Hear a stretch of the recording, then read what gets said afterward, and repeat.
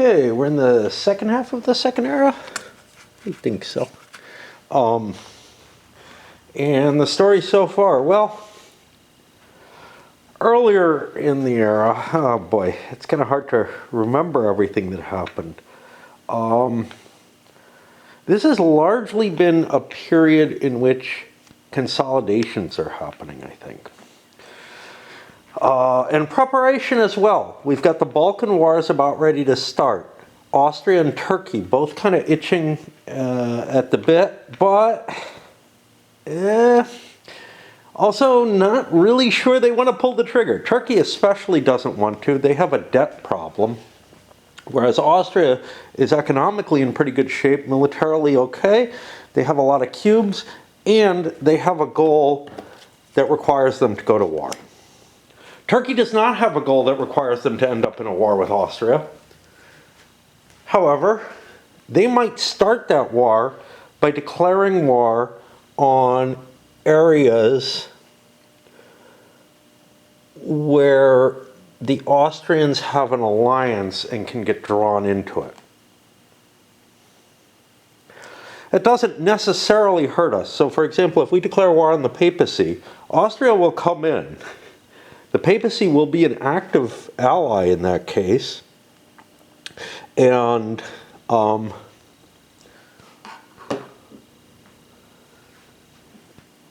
not at all sure what happens with this alliance if that happens. Because the papacy is not allied with this. Austria is allied with that.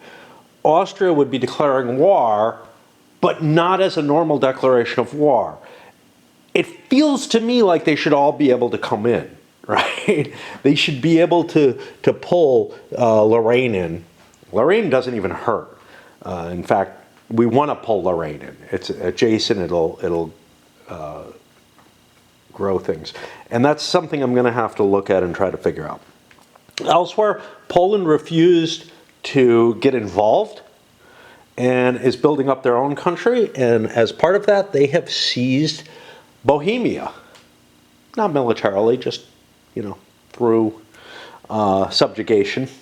Yeah, got their inheritance, and they already charged that off.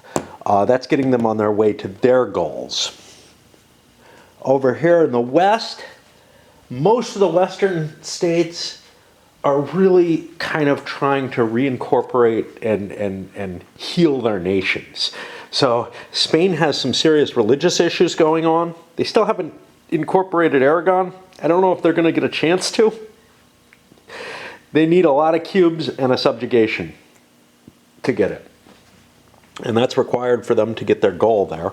But we had the Denmark seize one of the territories that Spain had a claim to in the New World, which is kind of weird. We have the English, who are the only Protestant nation in the game. In fact, there's nothing that counts as Protestant on the board, right? Some of these diverse faiths markers indicate Protestantism, but I don't think they indicate the kind of Protestantism, like they don't indicate that the whole area agrees and that the rulers in that area are committed to Protestantism or anything like that. So what they're really looking more like is like the Hussites or the Lombards or whatever. A little bit more widespread, but we're not seeing Protestantism happening there. But this could trigger everything. England has become Protestant and is starting to convert its areas to it.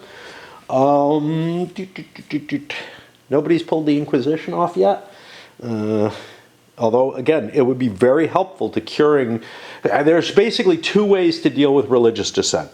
The Inquisition, which allows you to convert areas more effectively, and tolerance, which allows you to take less of a penalty, significantly less of a penalty. Turkey and Poland have the tolerance that allows them to kind of build up, buy enough time to do the conversions. You can have both, actually, which is really kind of weird sounding, right? It's a tolerant Inquisition. The Inquisition really is just expressing, I guess, a sort of what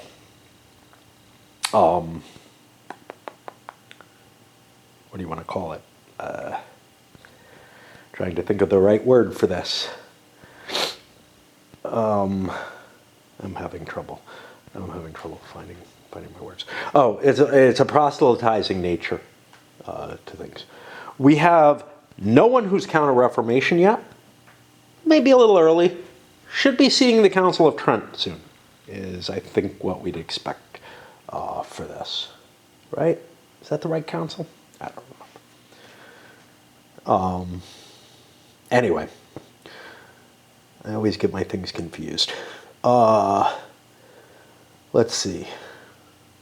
I guess that's about it. Really, it's been a relatively peaceful. This last half turn has been relatively peaceful. We got some weird shit going on though. You know, look, Muslim Naples, right? Interests by other countries in injecting themselves over there. Like Spain has a claim. Spain and France both have a claim to Naples. If Turkey keeps running away with things, those claims may turn into an alliance and a war. Anything else of excitement here? I can't really think of anything. Definitely having a hard time. It feels like certain events are just not happening. Certain things are just not happening. So, you know, you don't have Portugal over here in Africa. That's interesting. Why? Well, because when they got an expansion, whoever did it thought it would be better to expand in Europe somewhere. Where was that? Oh, Gibraltar. To get claim to Gibraltar. You know, stuff like that. Turkey's building up its army, getting ready for the war. Austria probably needs to do the same. And that's about it, I guess. So I think what the French want to do is develop one of their provinces so they get another big town. I haven't figured out which one yet.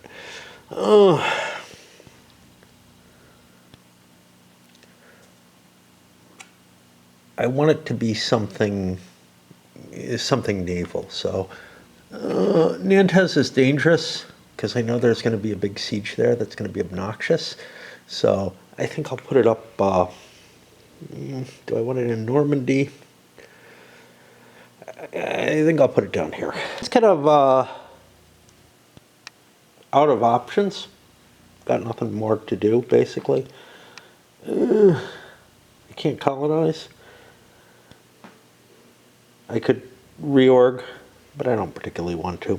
So I'm going to fire off my event and hit the Turks with the Janissary event. Turkey's in the lead. There really aren't a lot of opportunities for me here. So I think we're going to refuse their demands. So if the Ottomans have tertios Janissaries, they do. So they lose a stability, and I gain a cube, which probably still doesn't help me. Turkey has the option. Ooh, this is an interesting one. What does this mean?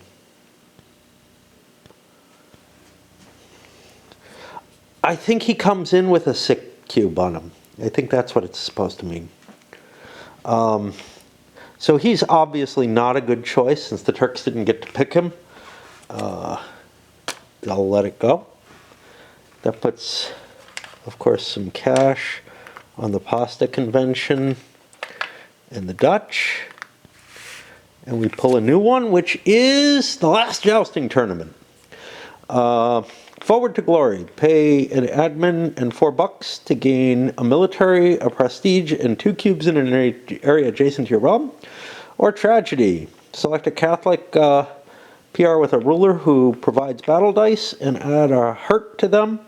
Or flip all their marriages on one NPR's capital to the disputed succession, and you get a diplomatic cube.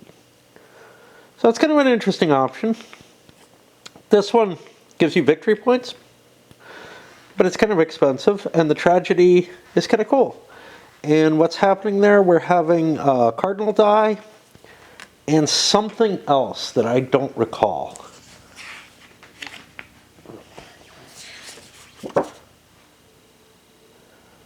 trying to remember, yeah, they're listed here.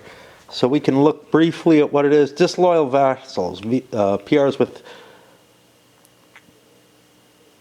yeah, I don't know quite how that works out, so, and it's hard to read over there on the card.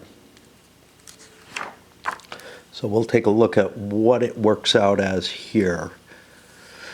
Affects every PR that has any areas with vassals, with either no cubes or royal marriage, or with fewer, and I don't know if that includes disputed royal marriage, or with fewer cubes in the area than any opponent. Of all the areas that qualify, any affected PR must pick an area with the most of their vassals and gain unrest on all their vassals there, and must then place a number of rebels equal to the tax value of their vassals with unrest.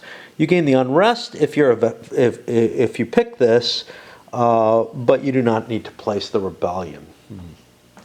Well, that's kind of interesting in a lot of different ways. Continue wasting cubes on bad trade deals. Another $2 in the coffers.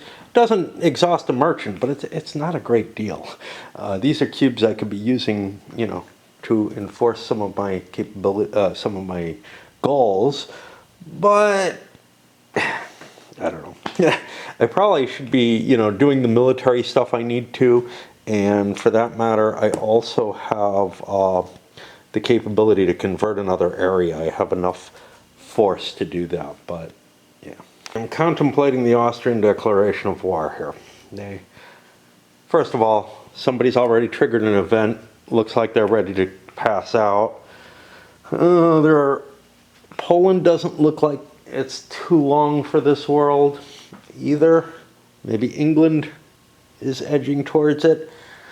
Although they and France both have a fair number of cubes left, and Poland's not that bad.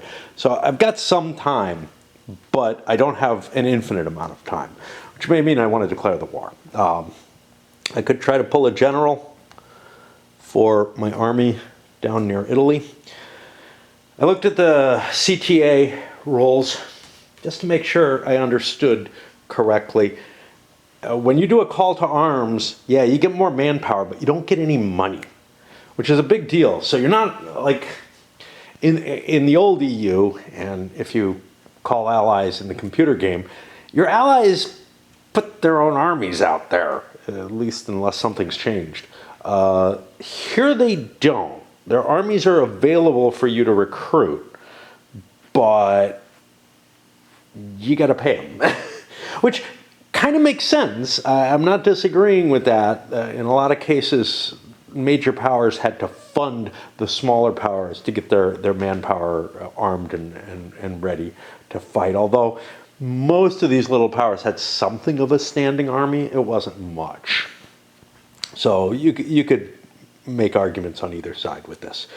I don't think I'm ready to do this yet. First of all, my addiction seems to have quieted down, which probably means I failed to make a stage. Also, I'm really, really tired. So I'm gonna leave this here as is. I was hoping. This is not the board's fault. It's that I have two different height tables. I thought I was close enough, but I'm not quite. Anyway, we're going to pause here, and I'm going to consider this while I sleep, when I sleep. Awfully nice out, which pisses me off because I think it's supposed to rain. But, you know, I can't plan, and my natural inclination is, fuck it, I'll just starve to death. Yeah, not going to happen, but, you know, instead I just end up eating weirder and weirder things. Okay, to the story of Austria and why I couldn't play it last night. I'm going to declare war on Turkey, but what steps must I take before I engage in that war? I get a little bit of pressure on the event because an event's fired off and people might pass. Spain is almost certainly going to. I already mentioned all of that. But what things do I want to do to improve my chances in the war? And there are a few. So one is I've got the possibility to do a reforms with this. That would give me an extra military card. I'd draw 2, pick 1. Sounds like a good idea. It doesn't even hurt me if I need to shift cubes either to diplomacy or to military, both of which are possible. Military tradition, maybe I want a general. I don't really need one right now. I can put my king in as general in Army 1, but maybe I need one. Another step, well, I kind of need money. There's not much I can do about that. I guess it's debt time. Raising my army. I can declare war and raise my army. Or I can do it before I declare war and get a free move off my declaration. Now, I got to keep paying attention here. This can move 1, 2. So I could raise an army there and take advantage of these forces and still be in a useful position. I am not the Pope. So I can't call a crusade or something like that, which would be tremendously helpful. So what do I do? And then, of course, there's the question of the alliances and whatnot. I don't think I want to call on the alliances. I have a fairly big force pool. The idea of throwing a bunch more pieces into my force pool that I have to pay for isn't really attractive. I think my money is more my limitation than my force pool. Well, fortunately for me, Turkey's in a similar position, but they have a lot less cash. So I feel like, yeah, I got the jump on them there, which may mean I want the war to start soon, and I don't want to fiddle around with these other aspects. This I can always use veterans or, well, superior cavalry isn't going to help me. But I can use veterans to be able to use up these cubes in a valuable way against the Turks. I can go look at see what they have. They are sitting on reforms, which they can gain a fistful of additional dice, and that's a one-time shot. Costs a cube, just like mine does. And that's the thing. Anything I do from here, it's going to cost me a cube that if I'm winning the war, I would rather be spending on the war. But there may not be that much turn left. I know I'm really kind of stressing on all of this.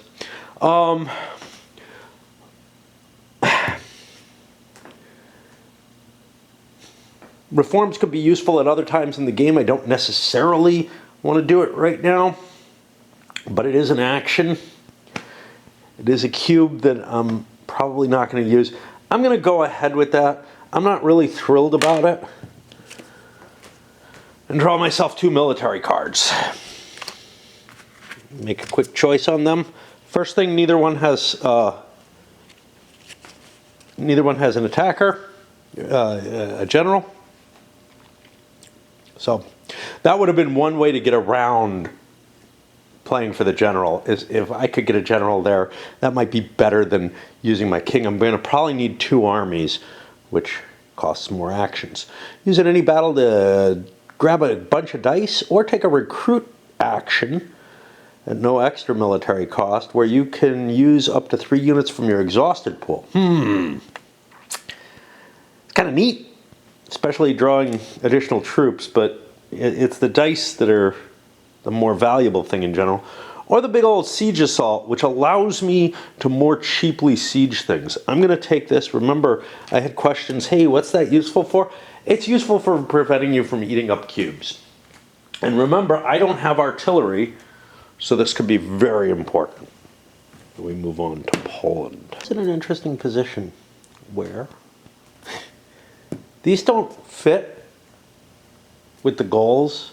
These goals don't fit with the struggle for the Balkans card that comes up. But, you know, if Turkey and Austria seem to be heading towards war, maybe this is the time to re-grab these territories. Maybe. And if that's the case, you know, I have cubes. Yeah, I'm not good at recuperating them, but I have cubes. I have an army available. I have tons of money. I think this is not a bad time to incorporate that territory. Now, I bet you that's orthodox. And I already have one orthodox defect, but I can handle two. So, what about fabricating a claim? It only costs me 2, and it's got a dagger. Ugh.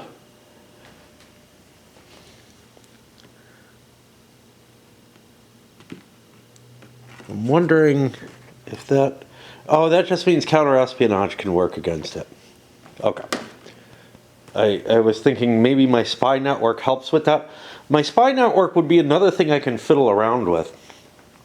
But let's grab the claim. That's the cheapest thing we can do to that area. And we can fix the unrest there. Or we can work on... how else do we fix unrest? Does tolerance fix unrest? No, it just slows, it prevents it, and my stability will get rid of 1, which is kind of appealing, so that I'd only be rolling 1 die for unrest. My army would be there. It might be not a bad solution, given the things I'm likely to pay. But their army, including a galley, so that they can do a trade action. I think that's what they want to do. I kind of remember this. Let's draw their deck, see what they get. No. Maghreb is over here, right? Yeah.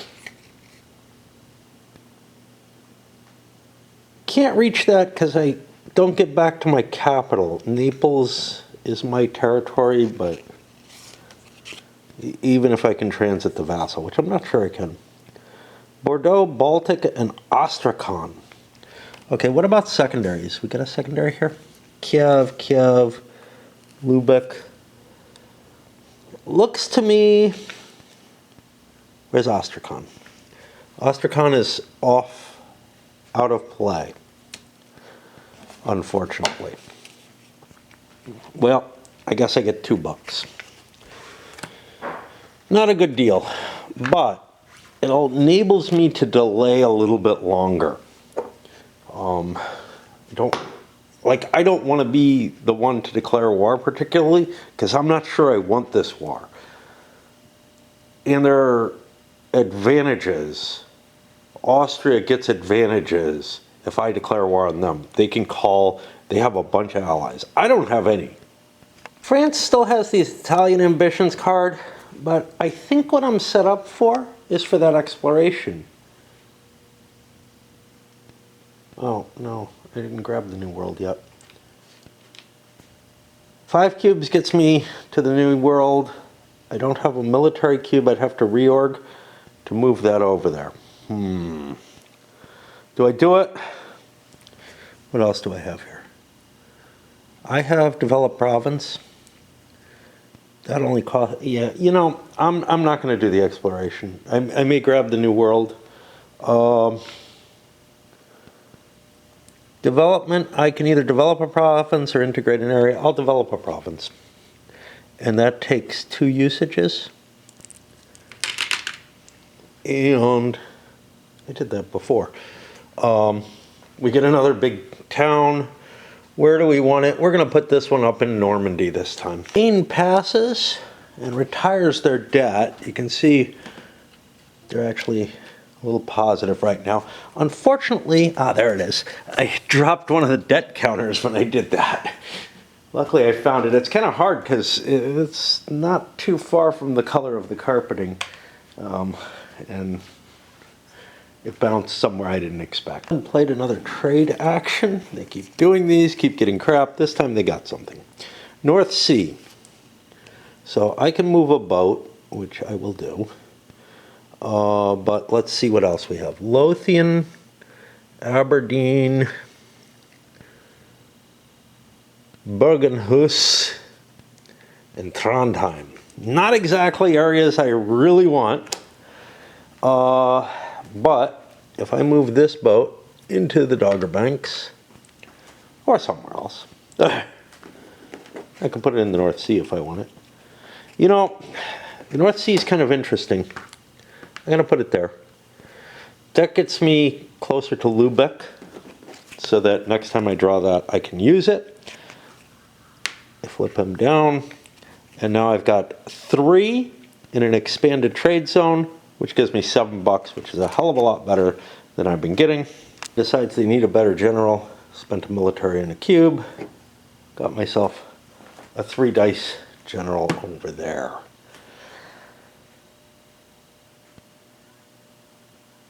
It's declaration of war time for Poland.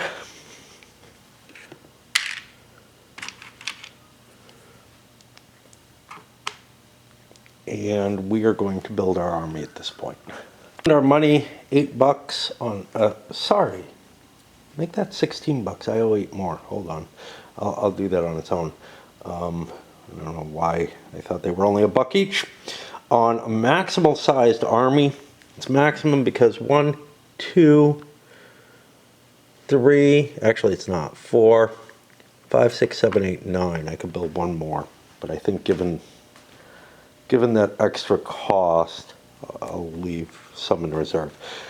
This is more than I need, but I want to have an army available so that I don't have to build one each time I want to deal with war.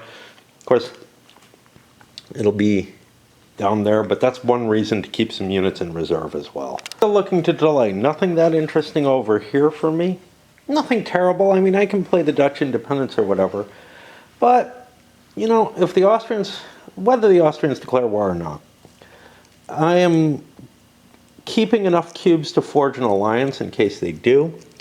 I'm going to drop a couple of cubes into, I have a lot of choices here. If I put 1 cube, I could put it here, and that would have me set up to forge an alliance. I wish I could do that right now, because that's in the rich area. Yeah, let's just do that. Let's take our action to drop a cube there. If they keep giving us time, we'll forge that alliance.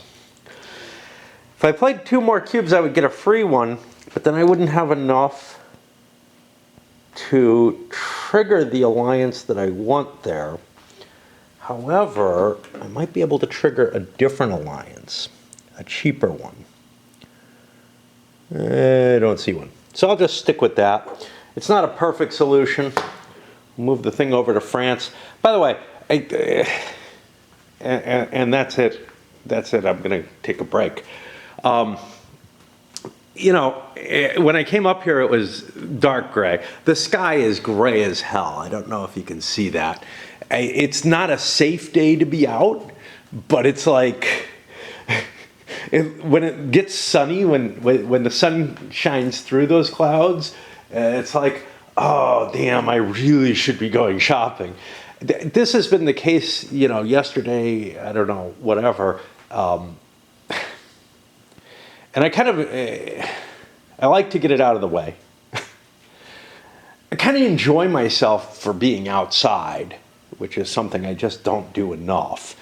And, you know, overall, it's just one of those things that I really should be doing. But regardless of the fact that I know I will have a better time if I go do it, I know I will be happier in the future if I did it, my internal impulse is to never do anything. You know? And that involves all kinds of things. Like I could go for just a walk or something, and that would resolve, you know, a part of everything.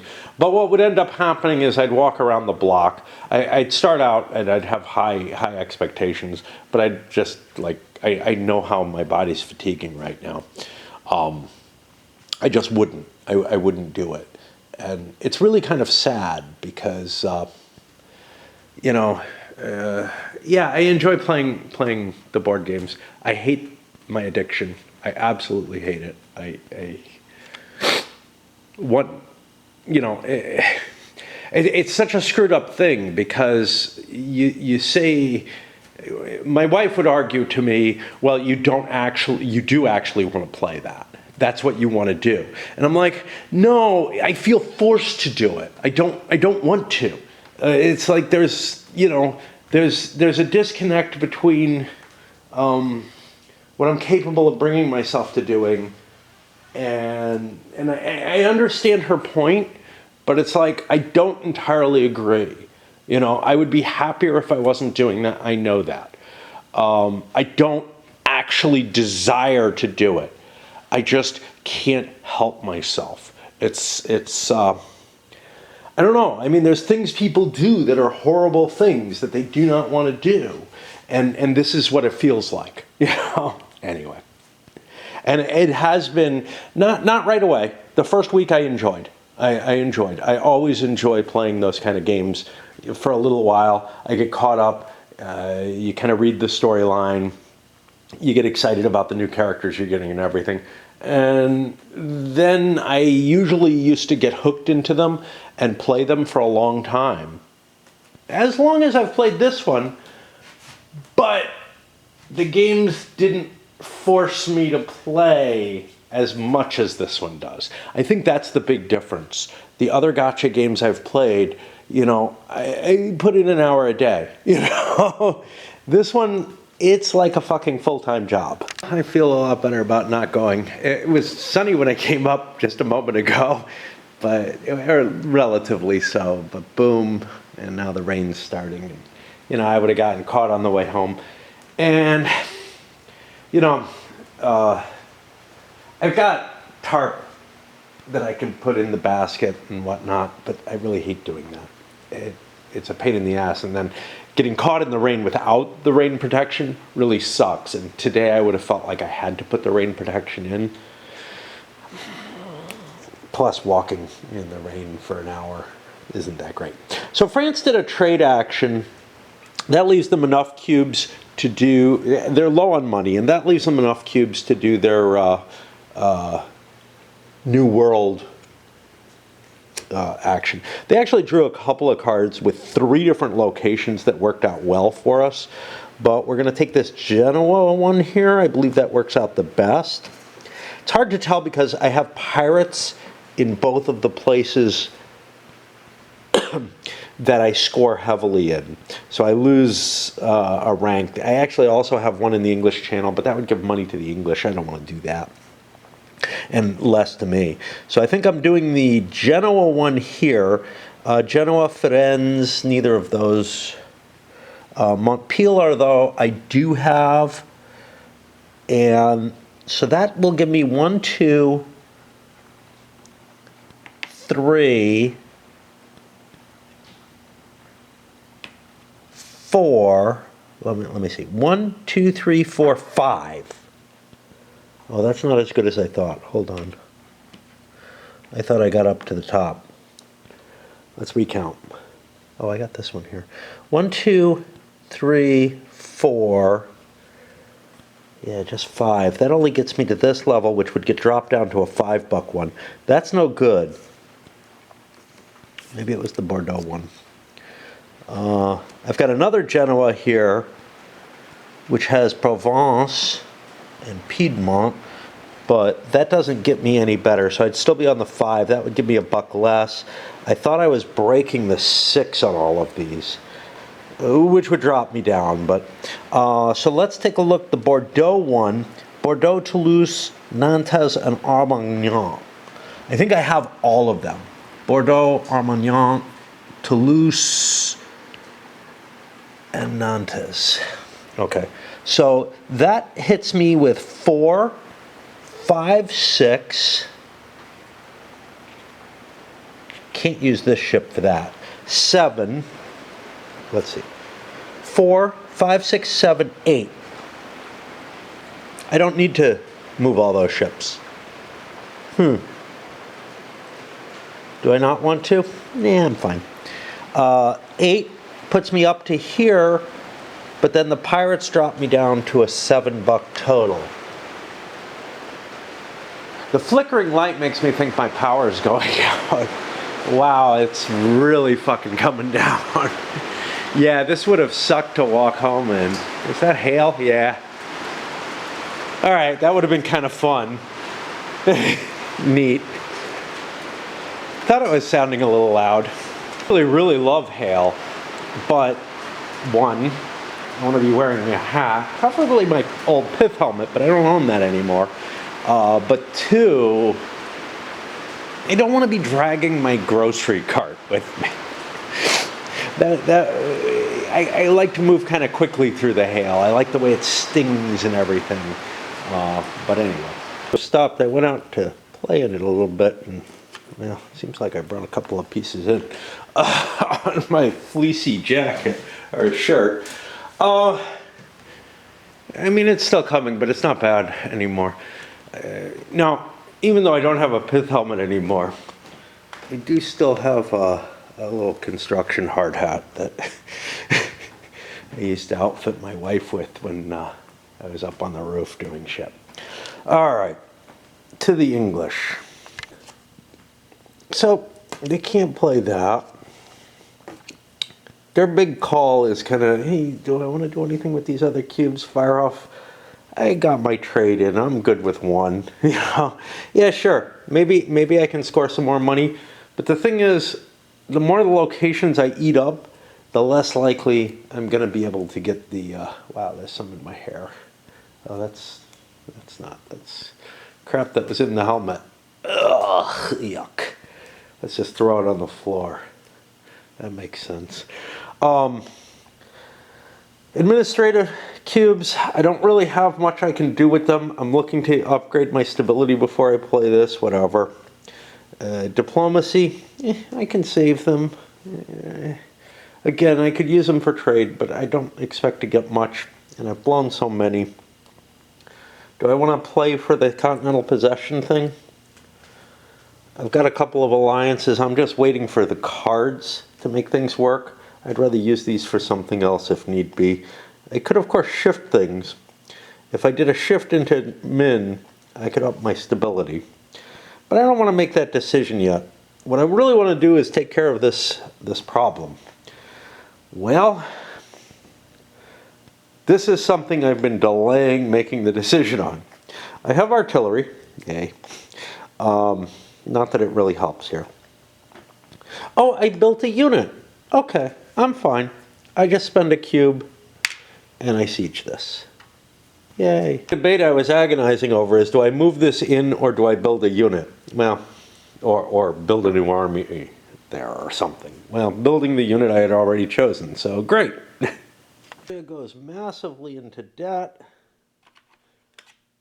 Let me make sure I can get 7 units here. These are vassals. 1, 2, 3, 4, 5, 6, 7. Yeah, I'm fine. I'll build an army here. I also built up this other army that I have a general for. And we pass things on. Polls have not passed. I thought they... Oh no, they're going to war. Cool. Okay, well, let's just do them. Great. They spend a cube. They march into their enemy. It's these two that I'm at war with, not this. That's part of Lithuania. So I've got a whole big army. I have a king.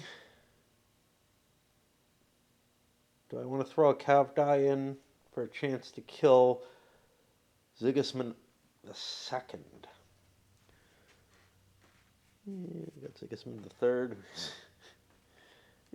Not as good for what I want. I think I count on winning this with just 3 dice.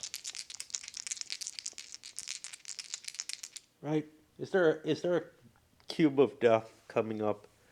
Not pre-programmed, or not that I know of. So I might be able to avoid that other leader. The other leader's better militarily, but I don't necessarily want to be military. I get 1 hit against their 2.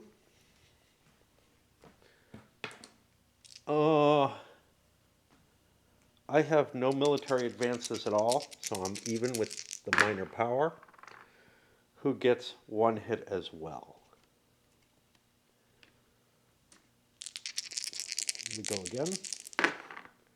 I get one hit, I finish them off. They get one hit. I get my cube back for winning the battle. And the boat sails on. I like that, you know. I don't know. It's more exciting than, like, I don't know, the die moves forward. I thought that my coverage of this, the amount of depth that I've gone into with this, because I'm playing it out like I would a Euro, showing so much of what's going on, because I can't just show the storyline. The kind of thinking and everything in this is so alien to me that I have to show the mechanical actions in a way that I don't with a more traditional style game like the old EU was. I thought this had a bigger footprint on the videos. Turns out I put some 50 hours of video on the old EU. Now, the game, by my estimation, should take 60 hours to play with competent players who know what they're doing, etc.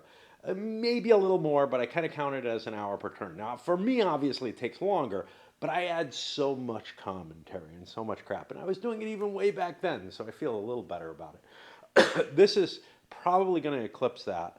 I'm only in the second age right now, but that's because of the mechanical nature of the game. All right, Turkey still looking to delay. Did not declare war on me. I can do diplomacy once more. I've got 2 cubes there. Creating an alliance should only cost me 1. Left it over here. Forge alliance is half the target's tax income. I got 2 cubes, half their tax income is 1. Ba-bang. We create an alliance with, I guess,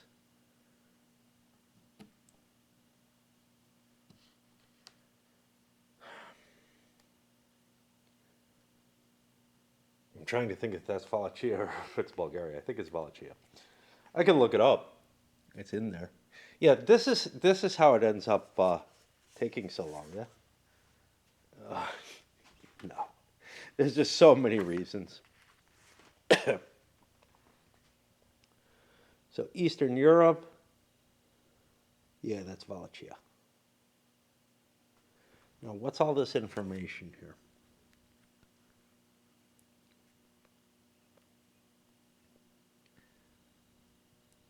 I don't know. Ah, it's a vassal of Turkey in that later period. But that won't be on this map, that'll be on that map. Do we do another one? I feel kind of... like I know the war starts on this turn.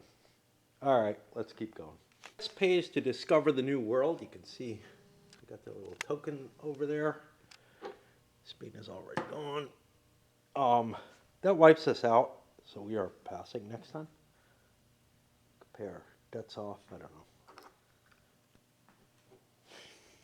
I mean, I'll want to do it, but I can do it after I pass and have a few extra bucks, and it's easier. Oh no, I got to take an event first. Uh-oh. Oh well. We don't particularly want those events, so maybe somebody picks one before we do. The English spend 1 to fire this off.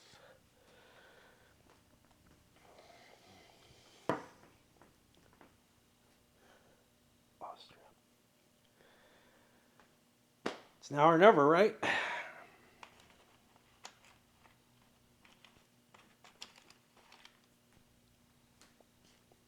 Spend a cube to declare war on Turkey.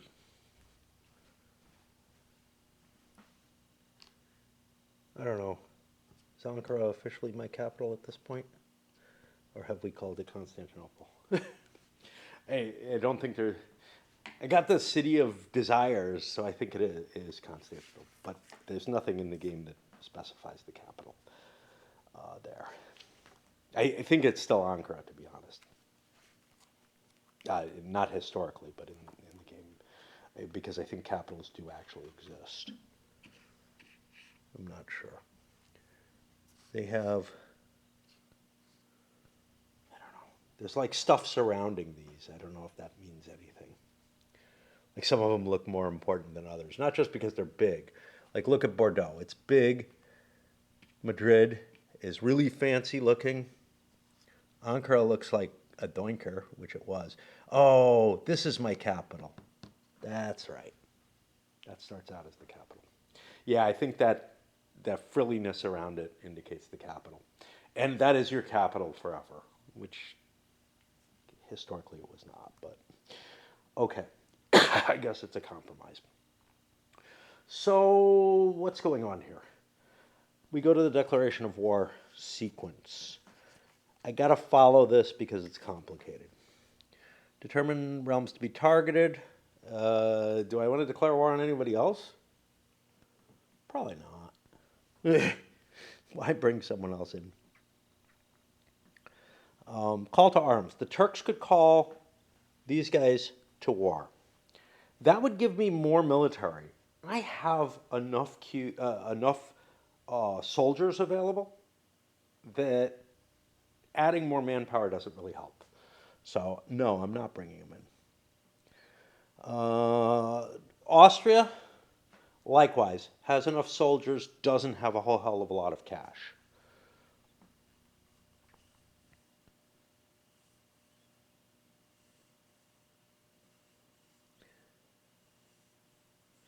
Targeted players and players accepting any defensive CTAs. Remove all your cubes in each other's realms. Okay, this is an interesting thing. In each of the target realms areas, I actually lose a Dalmatian cube for that. Which, I don't know how I feel about that. Like, that cube was there for Venice, not for Turkey. But Venice is a little upset by this. Okay? It's also my realm. My people are maybe a little upset. If any ships on either side of the war in hostile sea zones, don't think so. If any land units are hostile, if no battles were triggered, I can launch an attack. Right then. Let's look at the Austrian general. I want to fight. Jeez. I don't like that my general that I placed in Italy. You know what? I'm able to do this. I'm able to put my monarch in charge of the Italian army, and that allows me to shift this general over because there's an army for him to take command of. And that means now I can go in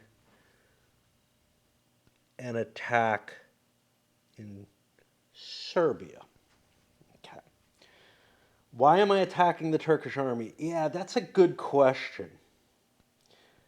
I don't know. Because I need to win or not win. I'm going to spend another cube for veterans, taking 2 battle dice away from the Turks. They're taking 2 away from me already.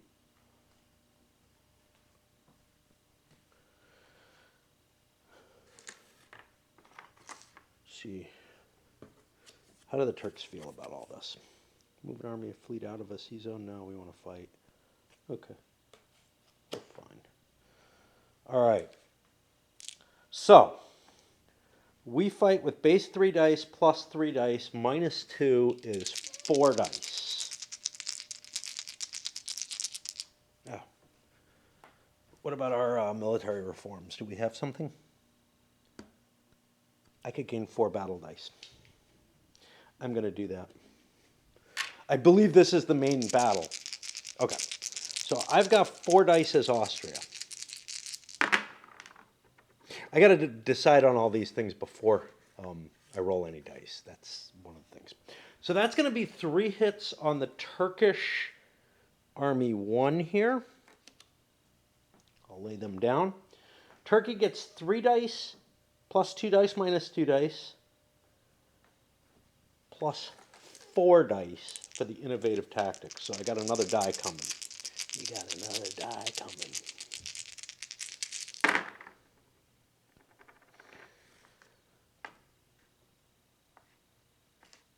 1, 2, 3, 4, 5, 6, I think. 6 hits. I had at least 6 units. 1, 2, 3, 4. The Austrians are badly damaged there. In addition, he gets a heart because we got double doubles. So he's injured over here.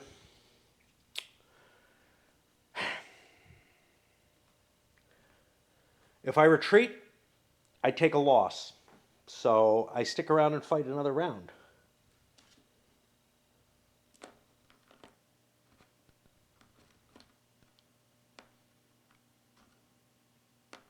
Looks like Turkey wins this war. Maybe Austria should have kept its mouth shut and not declared war. All right. So 3 dice plus 3 dice minus 2 dice gives me 4. This is how cards end up getting abandoned, or a way. 4 dice. And this guy's alive. I can only get a maximum of 1 hit, but I want to do whatever damage I can. Okay, I hurt their general, and I do a hit to them. Their general is dead, but he's going to give 2 dice. So that's 3 dice plus 2 dice. I didn't use my veterans here. And we hit the Austrian army and wipe it out. There's no room for the Austrian commander now. He can't supplant another commander. So he dies. There was a good chance of it, but it didn't happen. Or he's sacked for his loss. This was on the Austrian turn. They're the ones who risked a cube. They don't get it back. This did not go well. And Turkey will be doing quite well. On to Poland. Poland launches its siege.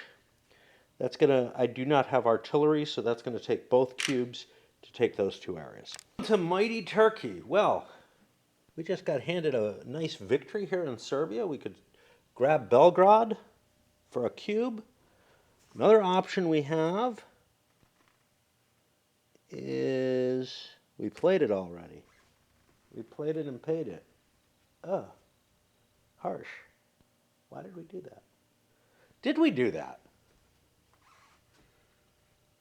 What is going on? No, the Spaniards played it on me, those bastards. What the fuck, man? Okay, I have no terrible interest, although this for sure is getting played. I have no terrible interest in taking a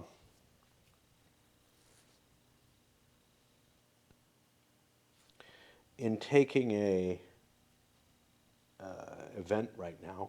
So I'm going to play my cube. Oh, goes here, and I am going to conquer Belgrade. Can I just win the war? Is an interesting question. Like, so I can win a more important victory? Maybe I don't want to besiege that. How do I get total victory?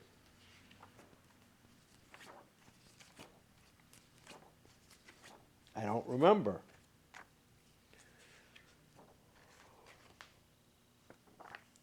And remember, I am allowing Austria to be dissolved as a country, or any nation. Total victory, I'd have to hold everything of theirs. So that's not going to happen. And a partial victory, I mean, I could convert them to Muslim, getting the cleanse heresy advantage. That stupid Christian heresy. All Christians are heretics. I could convert them to a Muslim state. I I'm not sure I buy the desire to do that. Like, it's a weird sort of situation that, like, I could do that for various reasons. One of which is there's a power play coming up. I want territory. There are other things in play as well. I'm not going to do that. But it is kind of funny that I could force the Austrians to become Muslim. I don't buy this. I just don't buy it. Let me make sure. Let me make sure. See, it makes perfect sense that I could force, I don't know, some minor countries to convert to Muslim. Almost. Like if it depends on what their religion is, to tell you the truth. So, what is forced conversion?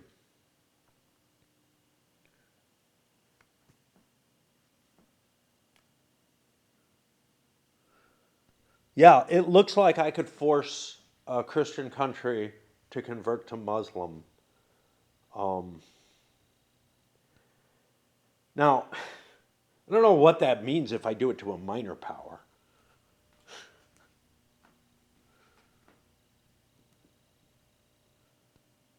It says against any realm. It makes sense against players, but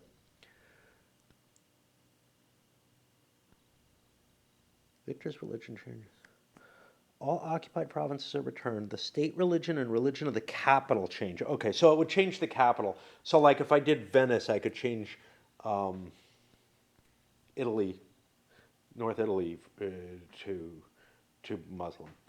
Um, I'm really disturbed that this is at all a viable option, right? But it's not something I want to do to a major power. It honestly, I get the same points for converting some small power over because it's any realm. Realms include non-player realms, and I would get the big points for it, etc. Here, though, I've got the opportunity to gain so much of Austria that I think I just want to take territories. You know, I got 2, 3, 4 more cubes that can go over, and this is in the Balkan area that's under contention right now.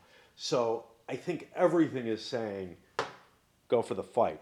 The one thing that I'm iffy about, like, who am I married to here? I'm married to my vassal. Yeah. Did I just conquer a vassal? Yeah, I can't do that. I'm not at war with him. Oops. I am not at war with him. Okay. What does that mean? I'm also not fucking adjacent to him. Wow. Give me my cube back.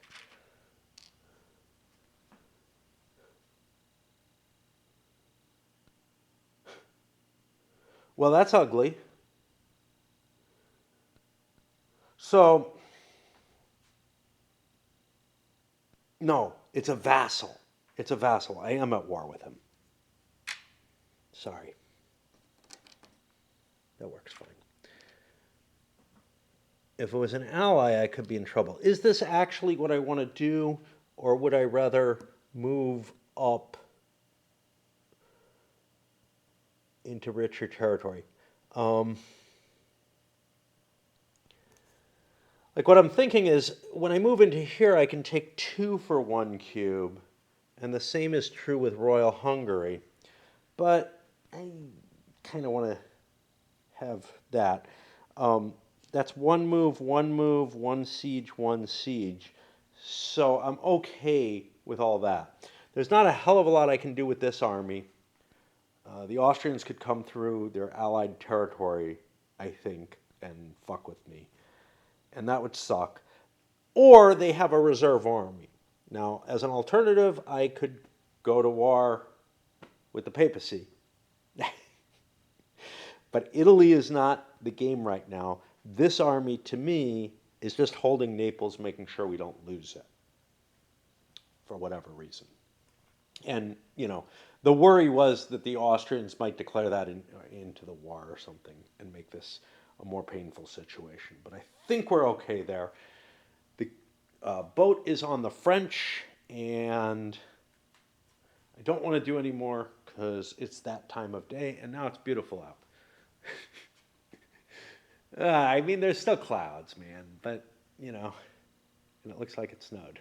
Now it's night, and the the hail's still out there. It didn't melt.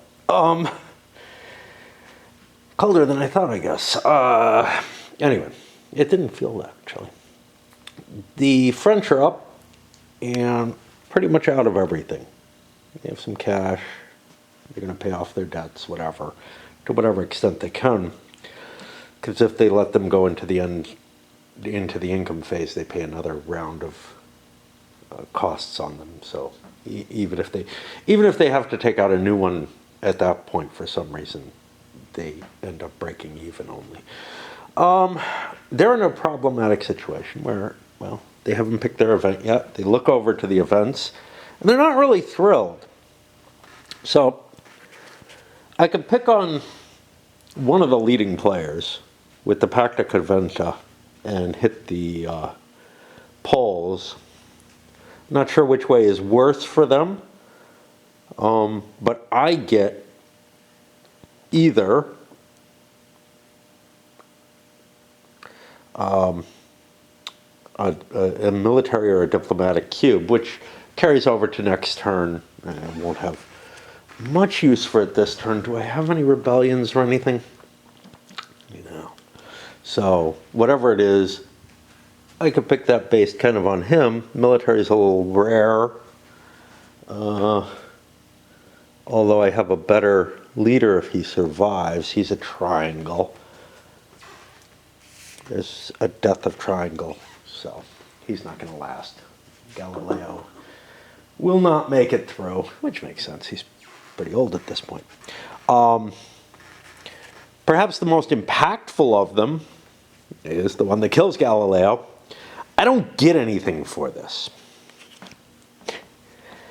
And it hurts Spain, who, sure, they're up with me, but maybe it's not that terrible. So that creates the Dutch. That'll hurt Austria as well by taking the Netherlands space out of the empire, which will drop their imperial prestige by a point. Intriguing, but I don't get anything except the $2 on that. And the final one's the last jousting tournament, where I can only take the tragedy. I have to select a Catholic realm with a ruler who provides battle dice, and I help kill that ruler, basically. I could instead screw up. This is I don't know, it's too late for this. I was thinking the Blind King of Bohemia. He also didn't die in a tournament, so. But I could screw up somebody's alliance and force them into a situation where they have to go to war for it. If Turkey does have an alliance. That's not a Catholic country, though. That's a Muslim country now. This is less interesting. The ones with money seem a little bit better. Getting a cube, I mean, it's 6 on one hand, half a dozen on the other, right? So I'm going to take this one, and it's money. And which way do I want to give it? Give Poland a loss of 2 stability with a lot of unrest, and I get a military? Sure, because military was more interesting to me. Okay, so Poland invalidates the agreements. That means Poland gains 2 cubes of their choice, but loses 2 stability. Not a good deal for Poland in terms of that. What do I want for cubes? I can resolve that. I don't know. Am I going to want this leader? He's got more total points.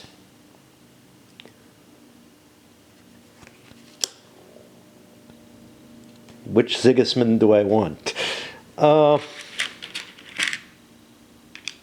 Take them both in diplomacy. Diplomacy's what I want, I think. Lose 2 stability. Add 3 unrest to Polish towns.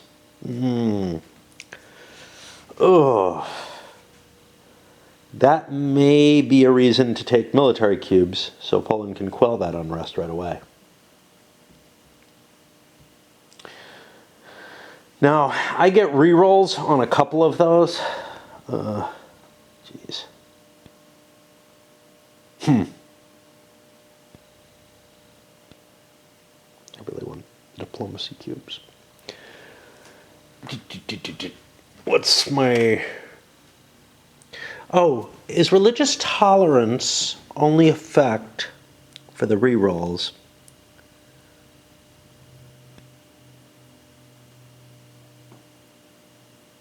Twice immediately after rolling for an area. That has nothing to do with religion. That's tolerance for unrest, I guess. I don't know.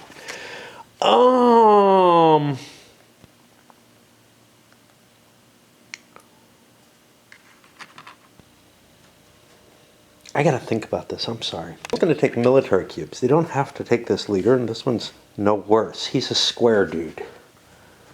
There are no square dudes. The fact that he's older might mean that there's a square card in that set. If things are programmed correctly, you would expect that. But I'm not really interested in military actions. So, that means that I add 3 unrest to the areas. This card goes away. But I'll be correcting some of those areas. So we'll take 1, 2, 3, all in Catholic areas because of that. That is the French event. Now, that took longer than I expected. Spain is passing. That's going to bring this to England. I may be going down for a while again because I had a battle that was taking a while, but it might well be decided. When I come to the English, I notice I forgot a couple of little things. I'm going to throw some cash on these and draw another one. A Scandinavian power, North Sea Empire. Add pink on all Danish and Norwegian core provinces. I think Denmark just got bigger is all that happened because they're already there. As well as Schleswig and Holstein, which had not been absorbed. Well, Schleswig has. Holstein was not, and that may be a mistake. That's one option. Or the rise of Sweden. Add blue ones on all Swedish core provinces plus 2 provinces adjacent to the Baltic. Then add Protestant tokens and unrest to all towns in the affected areas. Not sure what the affected areas are. Like, unrest doesn't really matter on Sweden, right? This also triggers a power struggle, which may be a sign I screwed something up. Let's see. Hold on. This card is, and I try to read it, 262B. And this one, oh no, that's not a power struggle. Okay, we're good. Yeah, I don't think you can have 2 power struggles in the same half deck. The reason for that is only one can be triggered on any given turn. In a half deck, there's no way to tell what's in it. So I was worried that I maybe had that. But yeah, I guess we have this. Okay, so there will be another Protestant power. The question is, somebody gets to choose to either make it Denmark and expand them a little, or Sweden. And is this, I don't know what this is. Lund. Oh, wow. That's a big city. I didn't realize how big that was. Interesting. Sweden would hurt Poland. Denmark, well, would hurt Poland more, conceivably. Poland would be more problematic, or I'm sorry, Denmark would be more problematic maybe for some of the Western powers, but I don't see this being a huge impact. Might be the most important thing the Poles can pull, though. English are going to buy some time too, grabbing $4 as well for the Dutch declare independence. I'll resolve that. I've talked to you about it before. We're going to get the Netherlands showing up in the Dutch core provinces. This is okay. I had to check to see that Liege is not Dutch. I don't have a port over there. I'm probably going to lose it, but we'll see. I'm into a couple of problems here.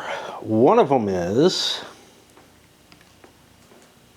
I'm running out of counters for the dynamic NPRs. Those are, I think, unlimited. They should be. And you can see my kind of solution if like somebody bails from a country to make it a DNPR. That's going to be problematic if somebody's not wiping these out. The Turks are supposed to take the Mamluks out, man. And we're just ending up with more and more. Denmark, if they're the ones who grow, then that's fine. Sweden will not. You know what this, I think, is? The Swedish one. This might be the breaking. There's a union of Sweden and Denmark in existence. And this might be reflecting that breach. But in a sense, both of these things happened, right? When Sweden and Denmark dissolved as a nation, Denmark got Norway and Sweden appeared as its own sort of vital country. And they were both important and both very involved in situations, shall we say. Once we get to the 30 Years' War, they're both major powers. In the early part of the war, Denmark comes in with a big army. It gets its ass kicked, but the other problem, well, there's another problem which says prefer Amsterdam but doesn't say otherwise what to do. No biggie. I could do that alphabetical, but I don't like doing that, so I made it Friesland. But the other issue is a rules question. We got 5 armies appearing there. There's a Spanish army there. I don't know if they fight. This may be the condition under which 2 armies that are hostile to each other, essentially, show up at the same time. And I think that's actually the case. But remember, these are kind of rebels, right? They only show up as, these are rebels, in fact. So I don't think they cause a fight right away. I'm not positive about that, though. What happened? I just don't understand. So, rebel armies, what I'm going to have to do is look at the rebel army phase to try to figure this out. Because I don't want to fuck this up, you know, but this was the wrong time to come up here. So, this is not the case. There's no war. Perform this step if there are any rebel units on the board. For areas with both rebels and unrest, the rebels can siege it. Yeah, I think these rebels just appear. It's up to the Spanish to wipe them out, or else they will start sieging, and there's really only one territory in the Netherlands there, Amsterdam, which is not theirs. Okay, now we resolve all these damn things. First is the power struggle, which I believe just gets activated. And all that says is that it's going to be scored, and we knew that already. If power struggle is in play, move the upcoming card to the active power struggle. Also place the tokens on the battleground areas. We already did that because we wanted to understand where it was going to be. It'll be scored in phase 4, step E. But now it is an active power struggle.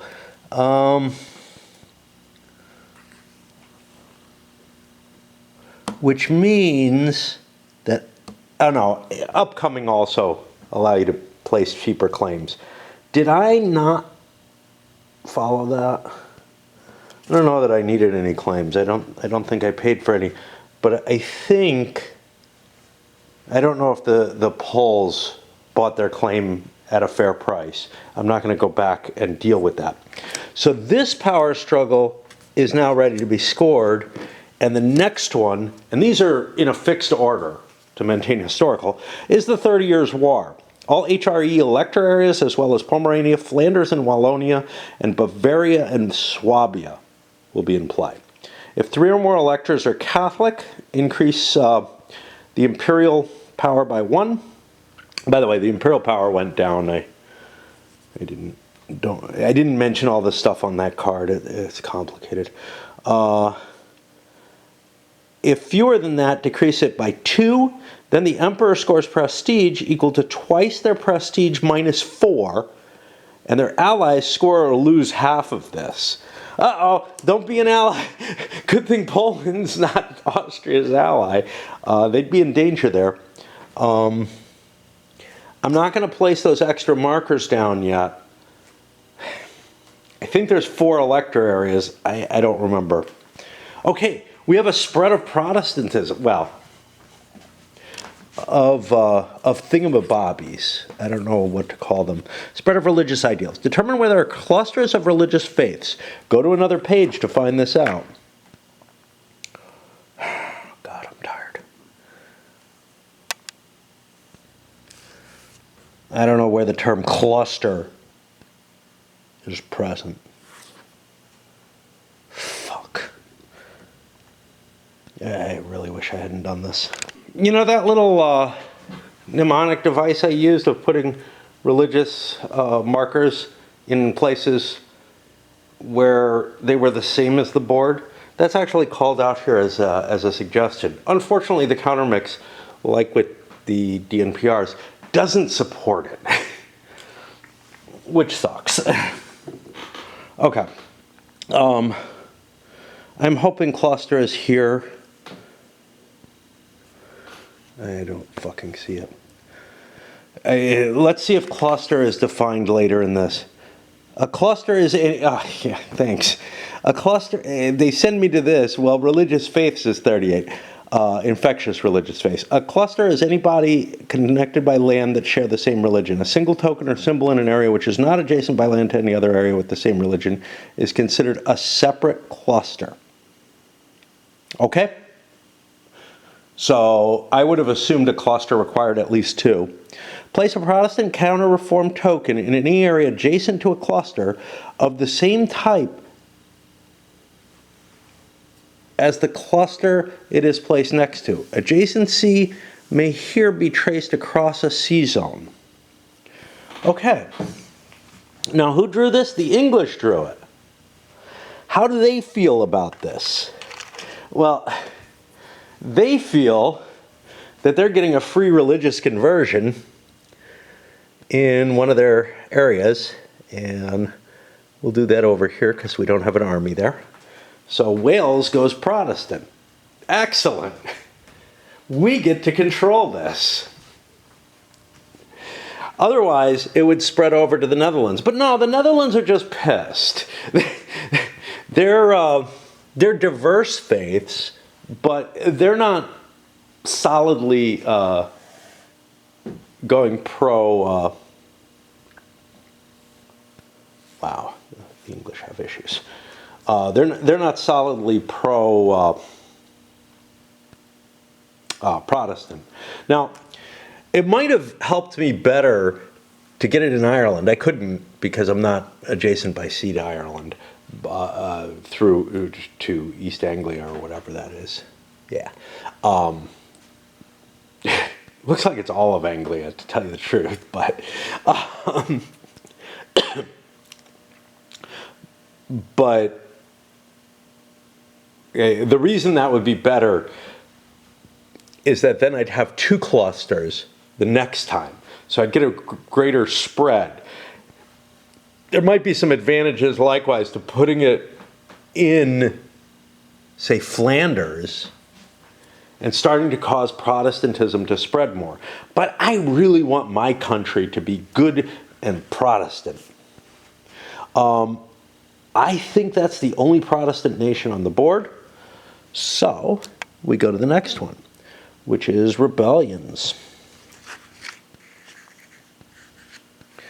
All players roll rebel die for each of their provinces with unrest, following the procedure described. You roll a maximum of 1 rebel die. And I'll start with the English on this. I'll come back with a report.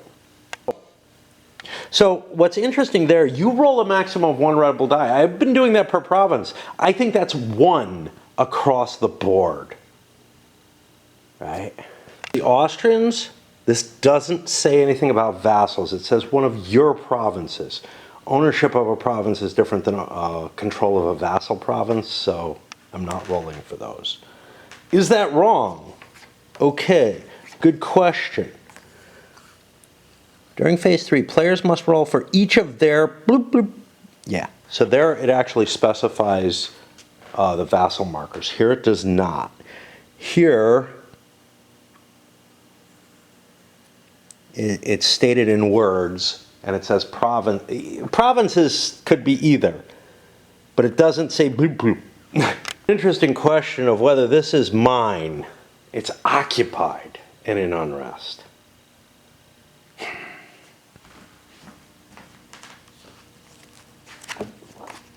I rolled for it.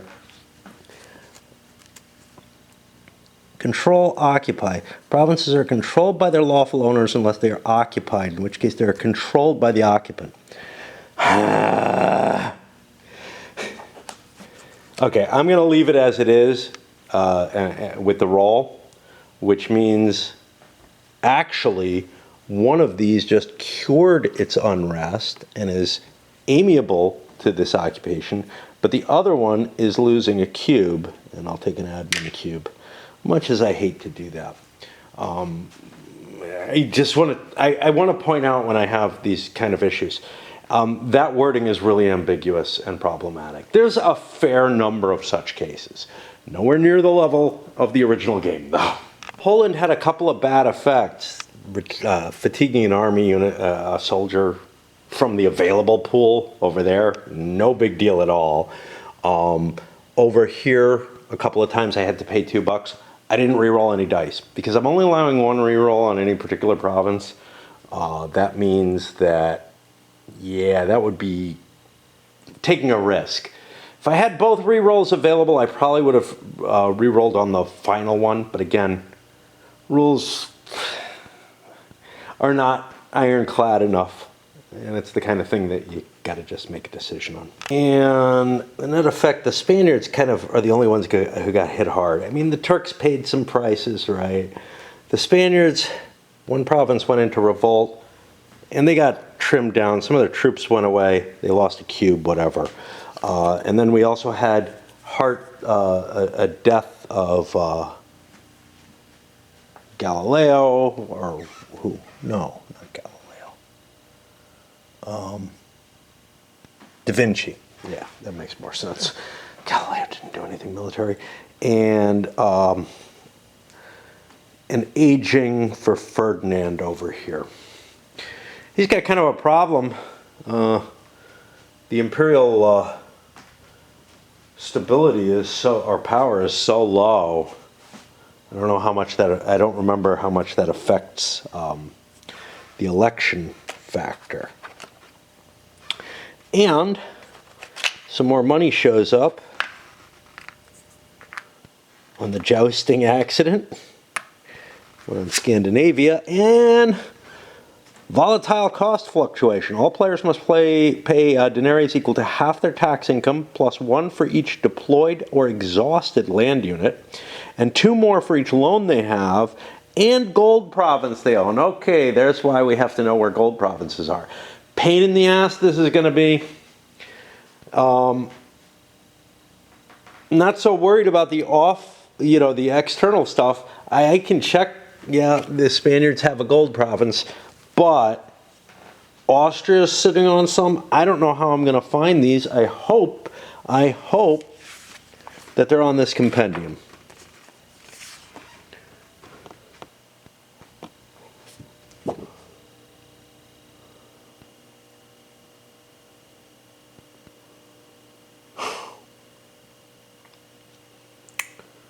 Okay, I know that there's one here at another Spanish one, ouch, in Tailafat in southern Morocco.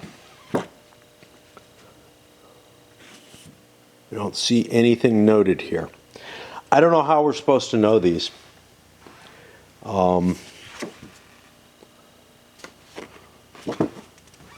gold noted on these?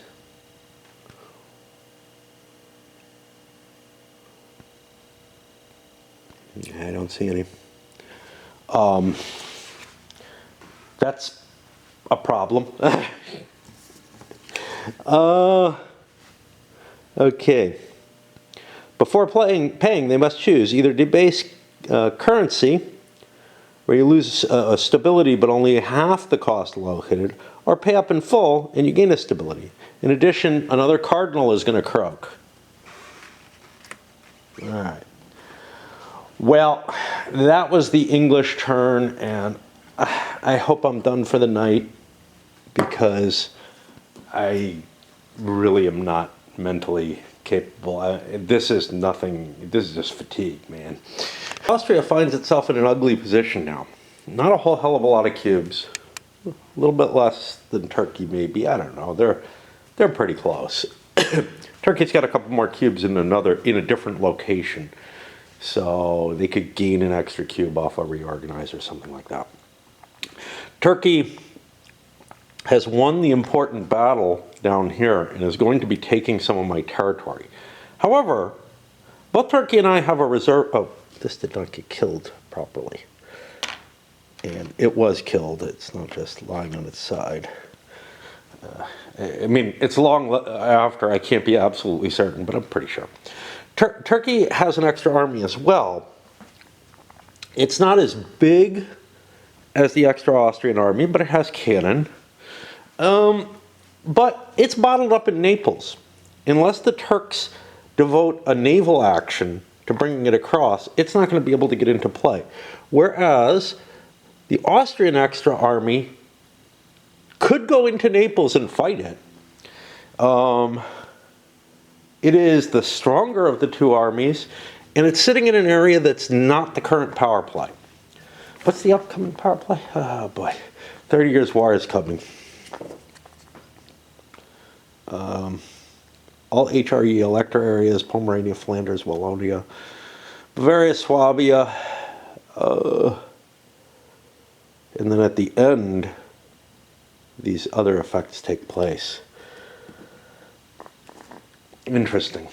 I don't know how I'm going to cope with that. That, just like in the original EU, 30 Years' War is complicated, but it doesn't take up a lot of space here, right? So I think my goal is pretty simple. I simply march my army down here into Dalmatia. Now that gives the Turks a number of opportunities, but... And do I have a general? I do not. I have a siege assault. I could actually play this and do an immediate siege, taking a die or whatever. I don't think it's a good idea. Just taking this town off an extra cube and a card. As it is, I'm pretty tightly strapped. Polls still are going. Cleanse some of that existing unrest. Oh wait, let's look at the let's look at these. A new one came up. Yeah, the Scandinavian power came up. I want to control this, so I'll grab that.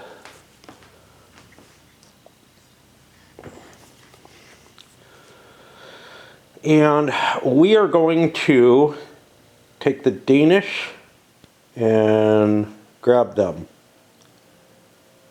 and make them Protestant.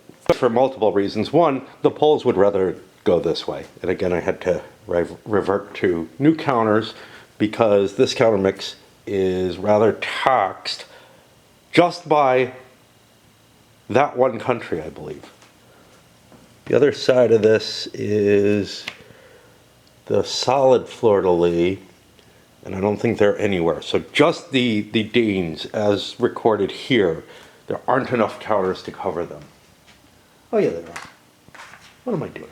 I'm lying. I don't know why I didn't notice these. But if I expand, I'm in trouble. Okay, I had already expanded into one of those territories. I'll keep these counters, I don't know, somewhere over here to help remind me, because they're hard to find. Now, had I chosen the other side, the problem is I would have to use another pink counter mix because that's what's ordered, right? Because there doesn't seem to be a way that these NPRs disappear between ages. They could get wiped out or whatever, and that the Mamelukes should have been wiped out, right? But if they're not wiped out, I think they just sort of remain as they are. Again, I get the feeling that the Grand Campaign is not all that well thought out in a lot of ways. The game is more designed for play and era. And you know, they tried to do what they could with the Grand Campaign, but there are a number of things that are happening between eras. You know, it's funny though, because there's a whole section for between eras. Let me make sure that I haven't screwed something up, because it would actually make sense for dynamic NPRs to stop being dynamic, right? There are no rules on this that I found, at least. I looked in the end of age rules. I looked in briefly. You saw me looking. That's about how excited. That's about how deeply I looked. But I scanned the Grand Campaign scenario to see if there was anything special there, and I also looked in the DNPR rules. There's nothing, and there really couldn't be in some ways, because once these are established as kind of large, unless there's an event that breaks them apart, they really should stay that size. The only question is, how dynamic should they be? But they're not all that dynamic anyway, right? They're not like a player. The bots are meant to represent that. That's fine and good. I'm not as disturbed by this, except for the fact that I keep growing more of them, right? I think we had one disappear. Naples was briefly one, and they got wiped out. But there are a number of things in that age-to-age transition that don't feel like they're being accounted for very well. So as an example, these guys go away and a new set comes in. That's great. That represents the changing overall goals that show up between eras. You have one era to deal with this. The technologies, they all remain fixed. What would make some sense is to assume some sort of technological spread or whatever, but it's not entirely true, right? It makes sense with the military that there's a technological spread, but it doesn't make a lot of sense when you're talking something like the Inquisition. Everyone didn't adopt the Inquisition, so ideas don't spread in the same way. Everyone didn't adopt tolerance. Scientific revolution, not everyone adopted that, right? You can look countries like Spain and Turkey, and Poland. Well, Poland you could make an argument for, definitely. There was certainly a lot of scientific ongoing work in Poland during that time, just as there was to the west of it. But it almost feels like they didn't take advantage of it. It didn't accomplish much for the state itself. So you can make arguments in either direction. If it has no impact, should they really have it? But there's a lot of these. Free trade, not necessarily. Benign diplomats, obviously not. The New World, on the other hand, everyone knew it was there and could have accomplished their claims on it or whatever as time passed. The military ones are the most disturbing because they actually link very tightly into the EU technological system. But that's one side of thing, is that new ones aren't coming out except by event, which kind of limits them. And then there's replacement ones. Well, right now there's only one that can be replaced, and it'll get replaced at the end of the age if nobody takes it. That feels a little weak. The fact that, hey, I'm not an important country, to play during era, 3 or whatever, and I would rather play a more interesting country. The ability to switch countries, again, nicely fixed in the original EU. I don't know how that works in multiplayer on the computer game, but in solo you can switch whatever you like. You just, you take like this point cost, the difference between the two countries or whatever, something like that. I don't know. I may be mixing it up with the old Medieval Lords game, which was very cool and was based on Empires of the Middle Ages. I think it's called Medieval Lords. I don't know. It's one that I tried Googling and I can't find it because it comes up with other games or something. So I may be mistaken about the name. But it was a really, really cool game that was basically Empires of the Middle Ages translated even closer. It wasn't an exact rip, but even closer than the EU board game to the EU computer game. In part because it's turn-based, The real-time strategy decision was a weird one. But yeah, there's a fair amount of stuff that it feels like it's really hard to represent. And, there's one thing. An extra player would allow a bot. It would allow a seventh player on the board would allow Russia to be a major power from the beginning of the game. I think that would help a lot. That would simply be create another thing of another player set of tokens and whatnot. I wish to hell, like, if they made that available, I would buy it. I would just buy it. And I could convert the grand campaign scenario to include Russia. It's not that hard to do. There's basically instructions to do that. And that would make me much, much happier, because I think a 7-player start to that just makes so much more sense. But another thing that's missing... Did I take care of this fucking card completely? No, I didn't. Another thing... oh, shit. Now, I had another idea that I want it to be in there. Oh, yeah. So, outside of the, hey, I really, really want, these things to make the transitions between eras to be kind of nicer in the Grand Campaign. And I was going to say this, and I held off on it, but now that I'm, rolling on the transition issue, another one that I really want that kind of fits into the transition is change the core event deck. The way the event deck is worked in the Grand Campaign is you have X events pre-selected put into the deck.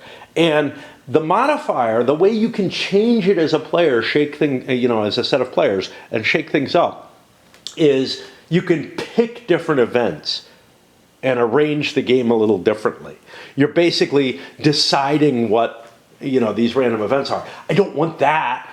I want some way of randomizing them and fitting them in. That I think I could mechanically design, something that allows you to, better randomize which events show up from which decks. Because honestly, the B deck is, one certain thing. The harder part of that is making sure that the events, so making sure that the events end up in the right place means you're going to see them anyway. The person who prepares the deck is going to know what it is to some extent. That's no fun, right? I mean, it's fine in solo. I can kind of not try to pay attention. I'm surprised by the events that I'm seeing, even though I expect them both historically and from the cards that I've seen. But the other, I haven't even finished the second half of the text. The other part that I wanted to address was that, I'm trying to remember what the fuck it was. Oh yeah, in order to do that, there might be some mechanism by which I could shuffle a few cards and roll a die, and they'd be completely random. That would solve my main issue with the ideas, but what it wouldn't solve is this kind of, I don't really know that I want the historical, like I kind of want the historical to be balanced in its favor, right? I kind of want the more important events that were selected for the grand campaign to be more likely. I do that by rolling a die, or tried doing that by rolling a die, but I didn't really understand the mechanisms well enough to get that right. I may have actually screwed something up in the first era. I think I had some cards that weren't the correct ones.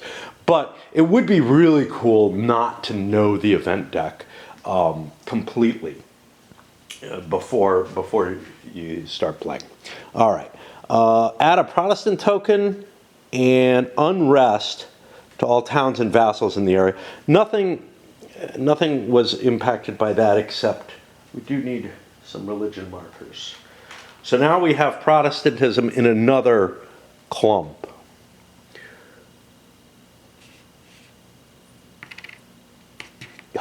Yeah, let's make them counter-reform. That would be funny. This one. And we don't make it down there. We're within the empire, but not. I don't know if Holstein leaves the empire at this point. I think so. I think this little slice is part of the empire, and it just left. Actually, I think it left a while ago. But this would be a good time for it to leave.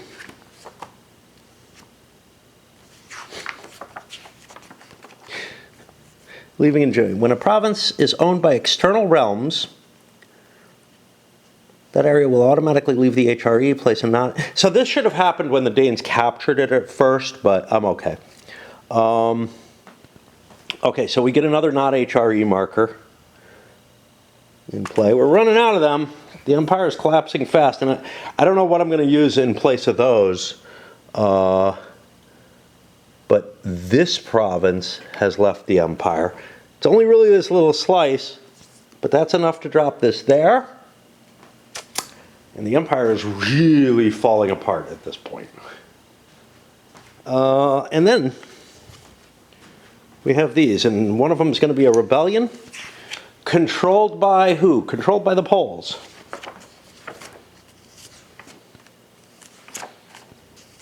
Which means they roll one die total or something like that.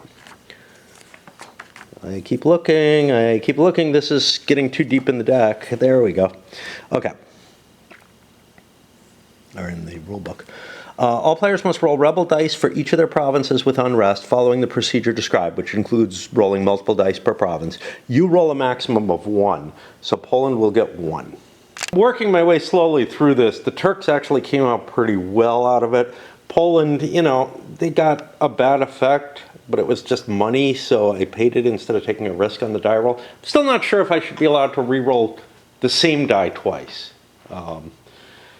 Likewise, the your province thing, I'm not doing vassals on this. I feel like this is more rebellion.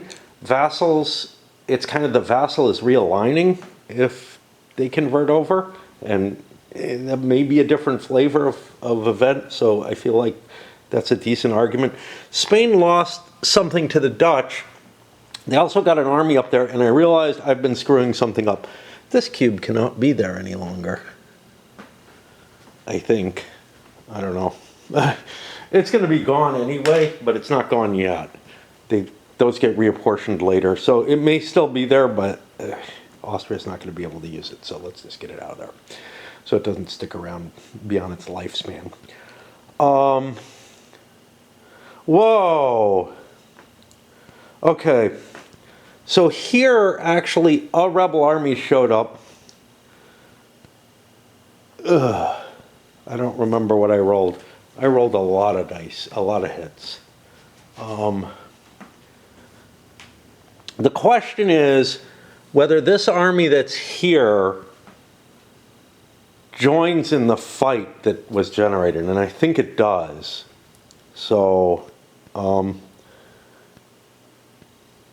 let me see what I have. What I was going to say, though, before I get to that, was I think I've been misplaying this, not misreading it, because I didn't bother reading it. The military drill only takes one card away, one die away. There may have been times when I was taking 2 dice away for it, when I wasn't really reading it carefully. So let's see. Let's hit 4 more of these, because I think they would join in. I don't even know where to look that up, right?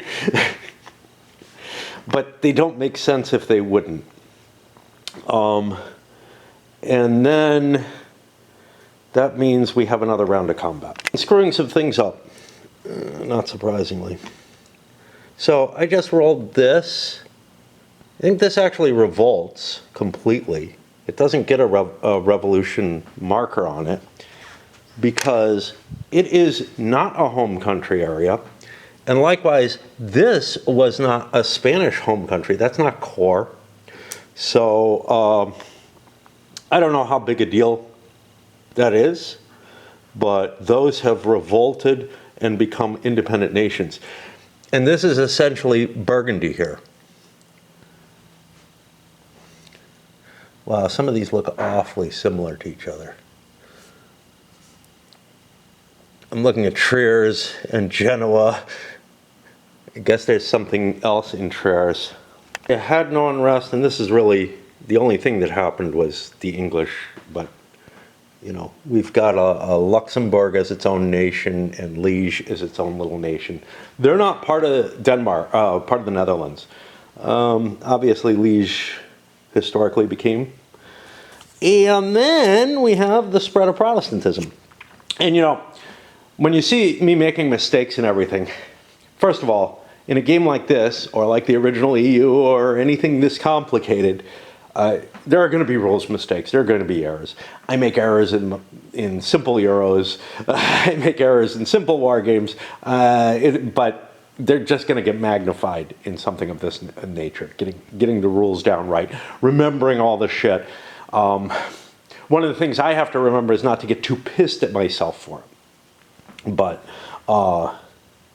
you know, sometimes it's pretty damn big. These don't have any real impact, you know? But sometimes it's like, oh, fuck, what happened there? And these may have successfully revolted. Spain may be in a much worse situation than they appear to be. But screw it, you know? Shit happens, right? These games are not ever absolutely mirrors to history. But they give you more the general flow and enough detail as opposed to, and I think this one qualifies, enough detail to be more interesting in terms of their narrative. That, you know, that's one of the things. People bring up this simulation versus game thing.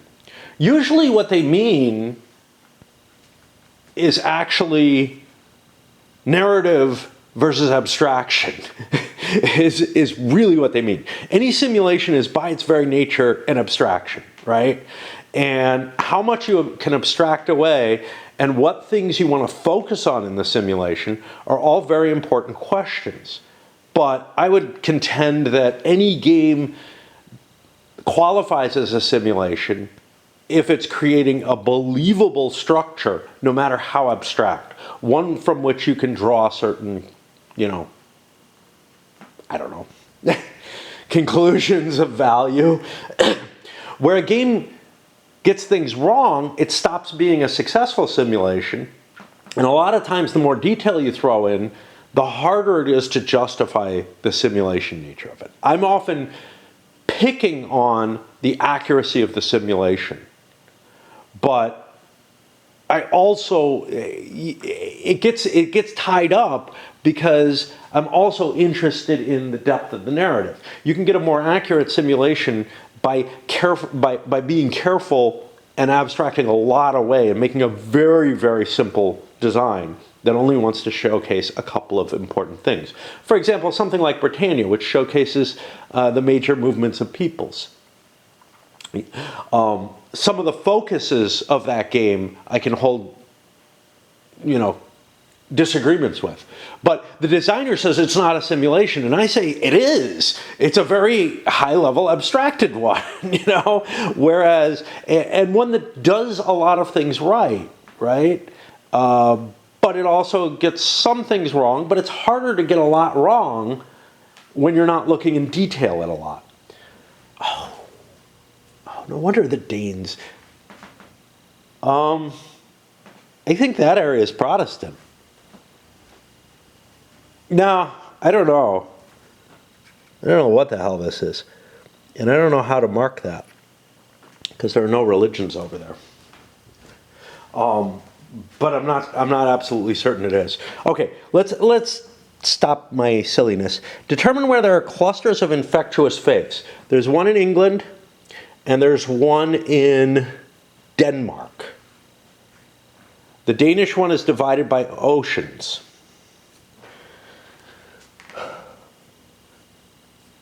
A single token or symbol which is not adjacent to any land. Place a Protestant or counter-reform token in any area adjacent to a cluster of the same type. Here adjacency can go across the C-zone. I'm allowed to do up to 4 of these, but there are only 3 clusters. Okay. So, first the English cluster. Now this is the Poles making these decisions, okay? First, the English cluster, I'm going to go, who do I see as the biggest threat? Spain has a lot of problems. I'm going to make Brittany and Normandy Protestant off of England. I'm not going to help England by making Ireland Protestant. Screw that, man. I don't, you know, they're not doing great, but let's do that one. I'm going to make Lower Saxony Protestant, though I don't actually have to. So Lower Saxony is an interesting situation. I'm going to actually instead, if I can find the Netherlands, make them Protestant. That could come off here. There they are. And the final one, I don't want to make Pomerania or anything like that Protestant. So yeah, we'll go with Lower Saxony. Yeah. We'll go with Lower Saxony. So now we're starting to see the Reformation finally taking some sort of shape. Right? Kind of interesting. This is actually a bonus to the English, but... Oh, wait.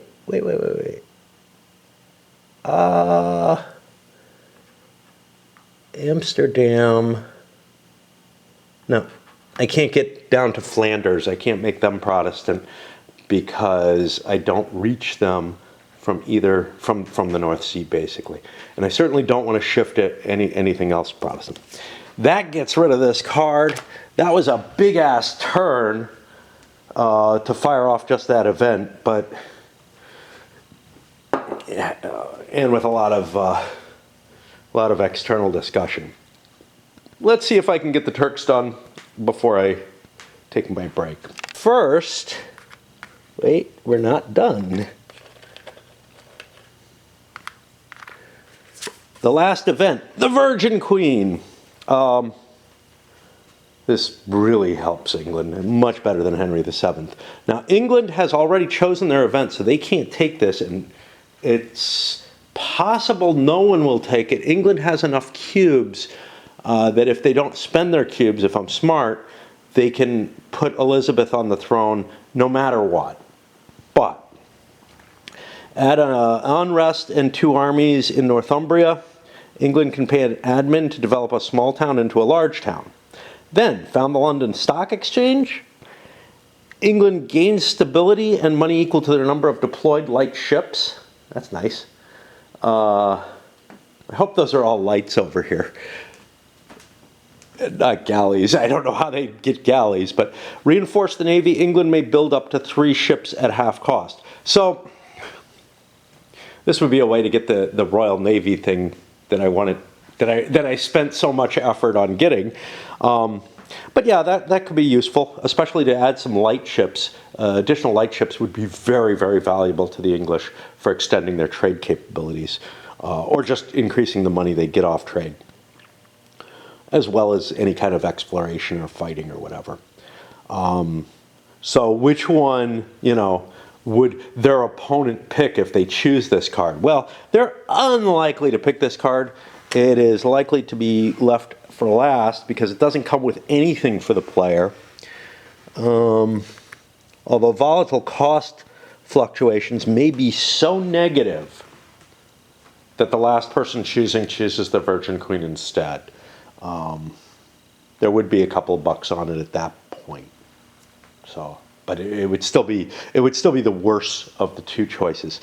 The tournament is obviously, you can use that and get very little pain out of it, and you could actually cause someone some serious harm by something like making Hungary a disputed marriage or something. Turkey's in a situation where, sure, I could go attack the hold on. I could go attack the Austrians. That doesn't seem like a wise choice. I've got a smaller army. I could deploy my general, Suleiman, give him all those cannons. I don't think I can deploy him as an admiral. I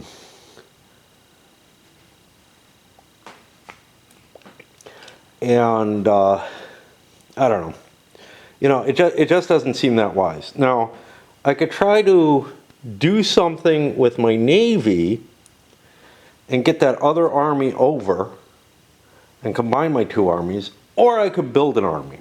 I don't have a whole shitload of money. I don't really want to face that Austrian army. I was thinking about, hey, I could take this event, the last jousting tournament, grab the cash for it. I'm a little cash poor. That seems like a great idea, but I think the Austrians will attack me. At the very least, they're going to siege me, But one way or another, we would rather have this peace concluded by the end of the turn. Both sides, honestly. That doesn't necessarily mean you're willing to take a loss, but willing to take a risk of a loss by fighting a battle seems like a decent idea. So the 2 choices that I have are to bring my additional infantry and artillery over by doing a naval battle here. I might get a cube back from that. I've got a good admiral, they do not. Or building up another army. I'm going to go for the naval engagement because we don't see a lot of those. And sail out here. I could be in danger though, even though I have a lot of dice. Less chance of dying from those, I think. All right. I'm pretty sure the Austrians have nothing to help them in naval battle. So I'm going to have 6 dice with essentially a light ship and a galley. So, 2 possible hits. I get 1. I've also killed if they had an admiral, which they don't. Okay, so I've wiped them out. And they hit my galley. That's a successful naval battle, so I get my cube back. That's the kind of nice thing about this choice. That's part of why I chose this, was this might not cost me anything, whereas building troops would. And now I'm allowed to shift these, but not all of them. I don't feel too much a threat right now, so I'm going to shift 2 infantry and an artillery into there. I keep my light ship in a fleet instead of otherwise, just because I want to keep my admiral. The money would have been nice. I may end up having to do Virgin Queen because I sure don't want to do this event. But yeah. Wow. I'm kind of enjoying this too much to take a break. Those words mean this game is getting at least a 9. Because, you know, when I'm up here playing it, I'm really not only fully engaged most of the time. Yes, I mean, look, there are times when I've been hating it, right? Hating the struggle to understand it and whatnot. But it really is, it's really bringing the kind of pleasure. The last game that I had that was bringing this kind of pleasure was that Stellar Horizons there. That's another big heavily produced game. Overproduced maybe, I don't know. Beautiful, beautiful thing, takes up a lot of space. Go look at that if you've got any interest in sort of the high frontier type of situation. It puts it on a lighter, more intuitive type of game. Makes it a lot easier to play. I really, really enjoyed that. Now, I love high frontier, but honestly, some aspects of it, first of all, I'm worrying too much about, you know, the let's build my rocket out of random components, you know, and all that kind of stuff. It feels less game, and it's more simulation. No, it's the focus of High Frontier is more about the science and the technologies that are in play and whatever. And that's exciting and interesting and everything, but it's also a fucking pain in the ass. And then there are some issues having to do with time and the positioning of the routes that I feel aren't accurate. For some of these long-range launches, the windows don't come up every year, and the game turns, I think, are a year each. So they just don't seem right for that. And just a few other things. The political rules kind of annoy me and everything. And then there's no building up into an empire, which is really the great thing about the Stellar Horizons, is that you're building like a solar system empire. You know, in the end, you really are. But with a lot of the flavoring of the more detailed High Frontier situation. And the politics makes more sense to me and everything. All right, let's see what the French are going to do, because I'm going to do another one. Second pass, and with the money from that and the cash they had laying around, they paid off most of their debt. Not a lot I really wanted to do. I don't have cards. I don't have anything. I couldn't do anything. I was also in pass mode. If England passes, they kind of put the turn on alert. It looks like Poland's pretty close to passing as well.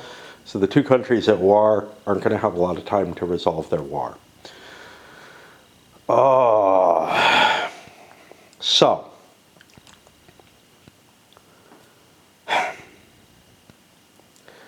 England looks like they have too much to pass, but I got to keep 2 cubes for Elizabeth.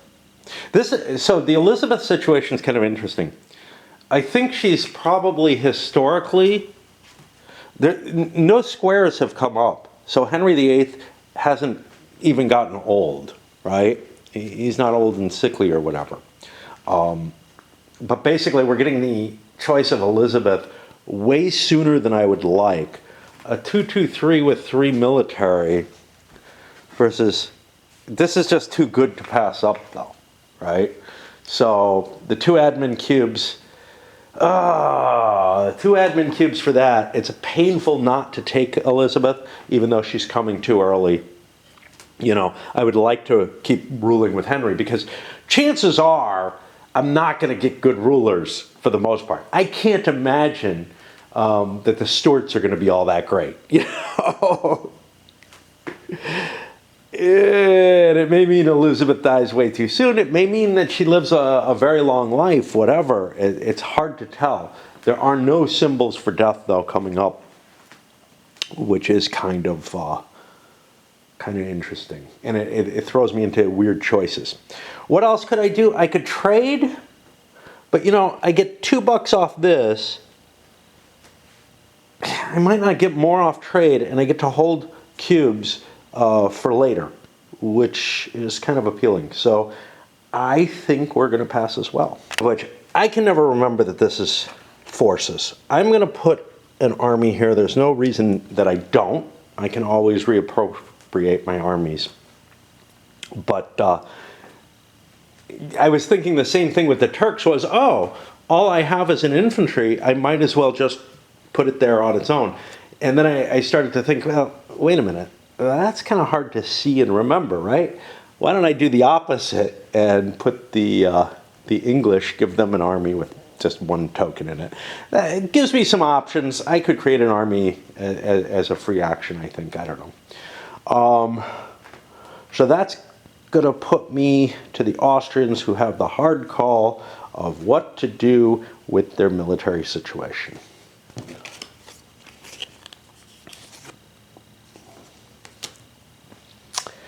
If I don't win this battle, if I don't win a battle against the Turks, our peace situation is going to be inconclusive. Now, I don't have to be the one who has to move in, though. And we may come to a negotiated peace. I don't know what the victory points on the power card work out as. I mean, I'm even kind of enjoying looking things up, which is a great thing.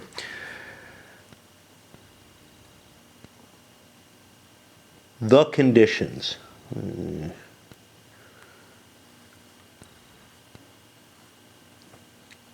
Control. I don't know if control means occupy.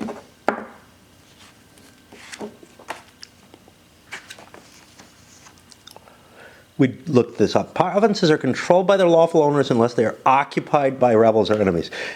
In which case they are controlled by the occupant. Yeah, so we would still get points for the power struggle for whoever the occupier of territories is.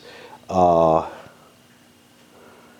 there's not that impetus towards coming to a peace.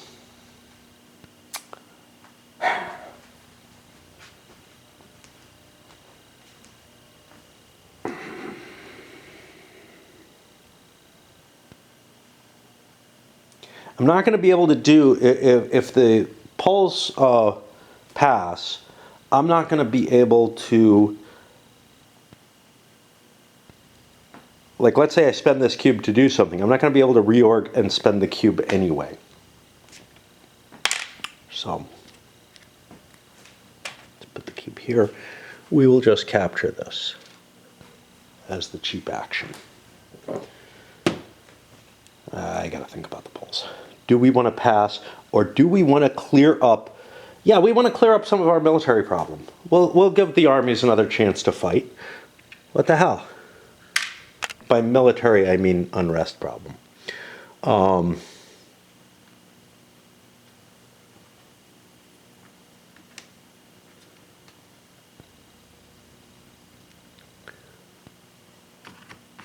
think those two. And the boat moves on. At first I thought, I screwed up, and I kind of did. Not paying attention to reactive cards. I always have trouble with them with names. When the Austrians moved into there, I could have intercepted, but I didn't have my army collected then. So, here are my choices. I could march into the rich Hungarian plain and That would cost me a cube. And then spend another cube to siege it. And take two of the territories in it, because I have artillery. So a cube would do that for me. However, that does not resolve, it might help with the power play, but it doesn't resolve the problem of winning the war.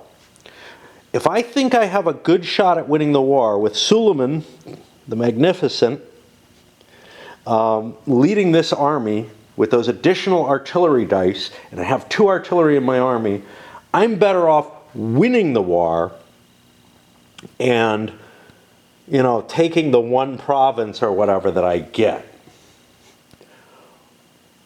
Or turning the Austrians Muslim. No, I can't do that. I'd have to conquer Austria for that. Yeah, that would be a serious thing. They also have a vassal here. Okay, that's appealing. Yeah, I think we want to fight. We might get a cube back anyway. So in we go. Let's look at the Austrian situation. They have a military card here, which can help them. They have veterans that can take 2 dice away. I'm pretty sure I took 2 dice away with that as well. I have Ferdinand as my general. That's not going to help me. The advisor there. I don't have anything that's going to allow me to get out of there. So, I don't have a cube. I can't play that. All right. Should have reorged. Didn't think. So yeah, for the Turks, they do not want to play. They're 1 step ahead there. Yeah. So this is a pretty big battle. So I think we'll roll it out. I've got to assign my king. Definitely have to assign my king. Let's figure out the dice. The Turks get 3 base dice. There's no reduction. They get 3 of these as well.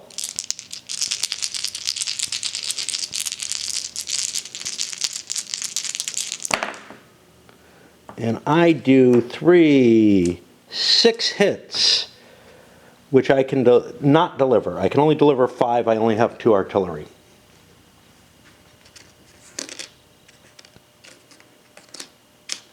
Well, there's no reason to retreat.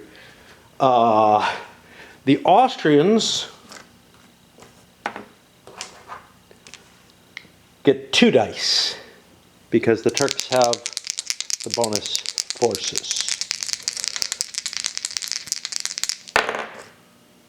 And we get a grand total of 1 hit.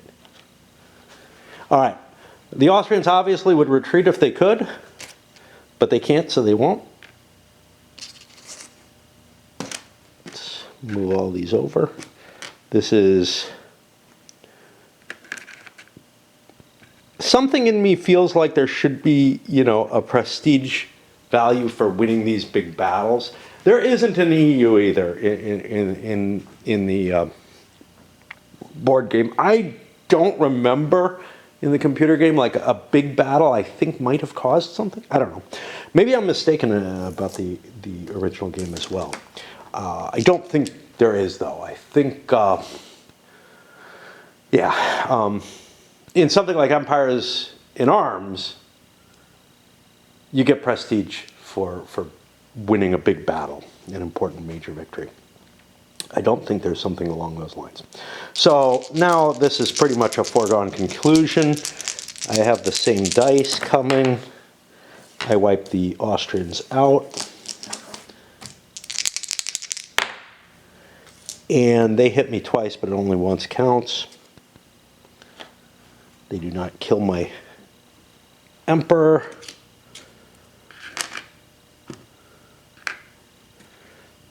The Austrian army is gone. They have lost the war, essentially, because they no longer have an army. This was the Turks' turn, so they get a cube back. I'm not allowed to do anything with that right away, but I will be able to capture Dalmatia. And yeah, we're going to see the Austrians driven back by this war. They should not have started it. It was too close a fight, and they basically threw away points, as well as hurting both sides' economy. The Turks, especially after the Turks built up their army. Once the Turks had built up their army, I think the Austrians should have just said, well, you know, I'm getting a lot of points here.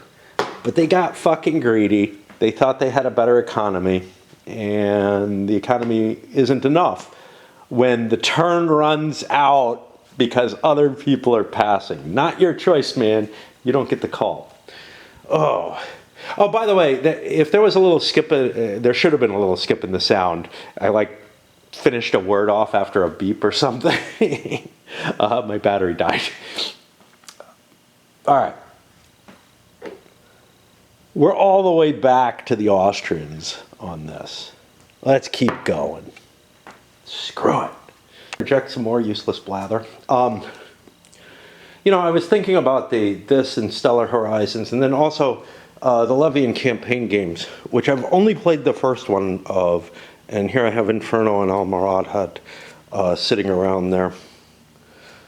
Oh, I don't know where the first one. There's Nevsky. Which I also played, you know, in that same time period, right? And, you know, if I'm looking back to Stellar Horizons, this was a little later. Levian campaign excited me a lot, and I enjoyed it. But it doesn't have the same grand scope. Now, something else that had the same grand scope, but pissed me off to such an extent, was that, I don't know where it's kicking around, Invasions, the big, again, a big heavily produced thing, I think, there it is, right on top of there. I didn't even play with one of the expansions because you can't play both expansions together. That's the same kind of, sort of, the edges of the campaign style thing, grinding together in a way that I didn't like, but with this, I'm immediately thinking, hey, how can I fit this together and make it work? With that, I struggled so hard to make the rules and the game work. It was much, much more painful than this. There were a lot of errata. Same designer as the original Europa Universalis, by the way, Thibault. It's like his third board game, right? His first two were absolute hits for me, Europa Universalis, La Grande Guerre. Then he did Invasions. And I'm like, well, I've got to. Even though it looks, I had the same misgivings that I had with this. It looks like, you know, a Euro, or at least it looks like something that's meant to attract a wider popularity than, you know, his earlier games. Do I dare? You know? Well, the answer with that was, yeah, definitely. But I could not deal, again, Euro-style rules, but much, much more poorly done in that game. And so many issues that I didn't understand what the fuck was going on at all. Maybe I need to give it another shot. You know, given the home run he hit with his first two, I feel like I have to fight to try to make that one work a little better. And maybe I didn't fight it as well as I'm fighting for this one or whatever. But I think this one's just better done in so many ways for capturing things. Although, again, and I got to tell you, the original EU and La Grande Guerre, both of them, I had the same kind of, I want to make it a little bit better. I want to fix these things and everything. The same kind of feelings that I had with this. And I think I would have the same feelings with that if I could get a grasp on what the game is supposed to play like. I kind of feel like I get the play of this a little bit more. At least the broad outlines. I may forget little things and everything, but I feel like I've got the broad outlines right on this. I don't feel like I've got them in Invasions at all. So as Austria continues to fall, I'm taking the event. Forward to Glory would be, I pay an admin and I get a military cube and $4, and I get a military cube of prestige and 2 cubes, influence cubes in an area adjacent to my realm. That sounds great, except I don't have an army. I don't have a way to use that military cube. I think I've lost the war. And the only thing is, Turkey could fuck around with me, but I don't have any available troops left. I just really don't have anything. The other is Tragedy Strikes at the Joust. Select a Catholic PR with a ruler who provides battle dice and add a heart to their ruler.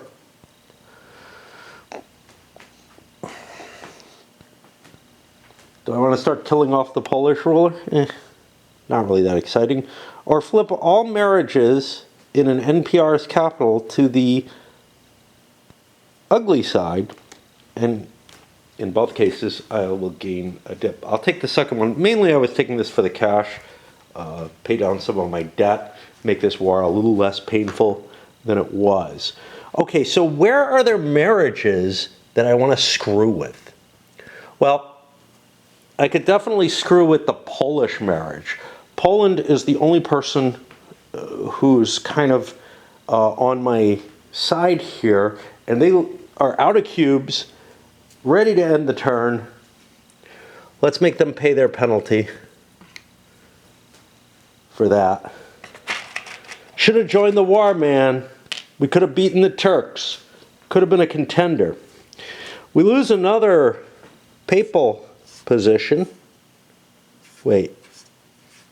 I think it might be the rightmost. They're the eldest in general. Not the most powerful, the eldest.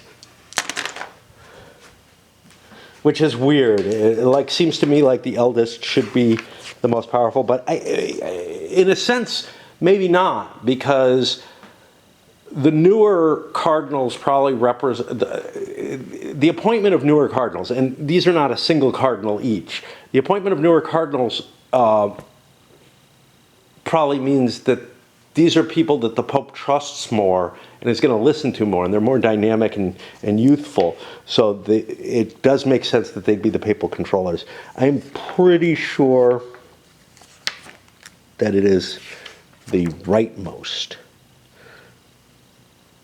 You must remove any. Aha. Okay. So Austria gets to choose who to screw Pope-wise. Well, France and Spain are about equal. Certainly not going to remove the Austrian one. But it might be valuable to move my position up. Who's doing better? I'm going to take the French one away and push these forward. I think Spain's got more problems. France looks like they've got their country in order, other than the fact that there's some Norman issues. And I think this is a vassalage breaking. I don't know what that means. Yeah, that's for the auto. Disloyal. Affects every PR that has any area with vassals, either with no cubes or marriages, or with fewer cubes than any opponent. Of all the areas that qualify, any affected PR must pick an area with the most of theirs. I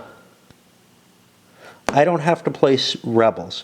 You must pick an area with the most of their vassals and gain unrest on all of them there, and then must place a number of rebels. Okay.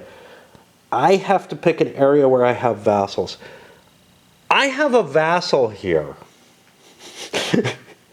I'm going to pick that one. No, it has to be any areas with this, with either no and fewer. Yeah.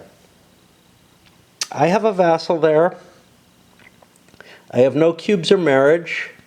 Wait. I have a marriage to the Hungarians, and this is Hungarian territory. Screw that. Okay. I have a marriage there. I don't have a marriage here. I think this is the one that gets hit. Now, I would like to put rebels there because they would actually help me against the Turks. But what does it say? It says you gain as normal but do not need to place any. Oh boy. That's hedging.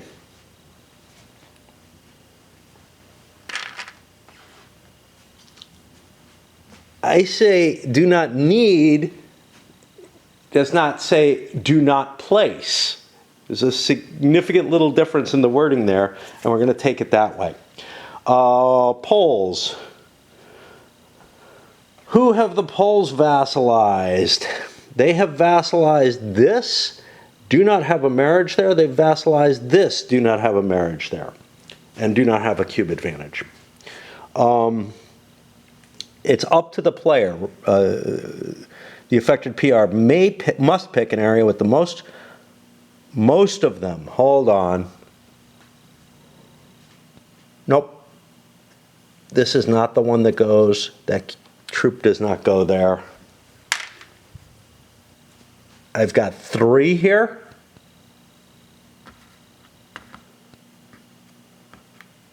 Actually 4. I think this entire Milanese thing falls. Is that right? Okay. So Milan did not like that loss. Okay, on to the Poles. The Poles' biggest that they don't have this in is over here. The Prussians, this is why you conquer places. There's no intermediate step that's problematic. Oh, actually, it's 4. No intermediate steps. I wonder what happens to my Navy if, if I got nothing friendly. I guess it's okay. If it were light ships, it would be fine. But these are galleys. They have no way of getting anywhere. Turks, got any vassals? Seem to have lost them all. France does not. Spain does. I have a royal marriage to Aragon, which I believe means none of this is vulnerable, and I don't think I have any other vassals. England doesn't appear to have a vassal. And we did Austria first. Okay. This was not a great card for me.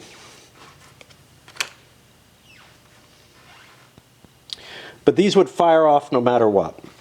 So, not much I can do.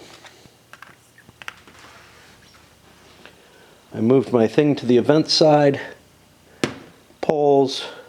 Okay, think. Polls are busy thinking. Yeah, as if. I'm not sure I've always put this last set of $2 down on the second to last pick of the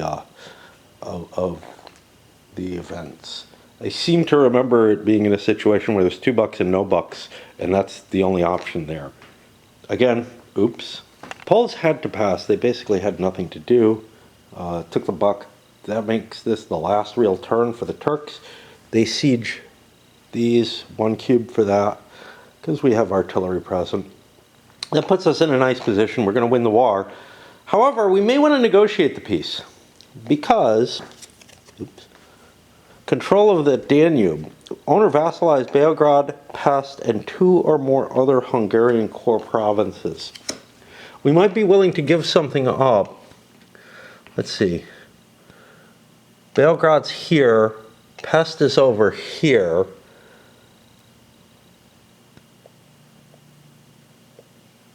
Yeah, we're not going to get enough provinces no matter what. One of my thoughts was, had I gone for the Hungarian plains instead, and the Austrians chased me and fought me, which they might not have done. They might have played for,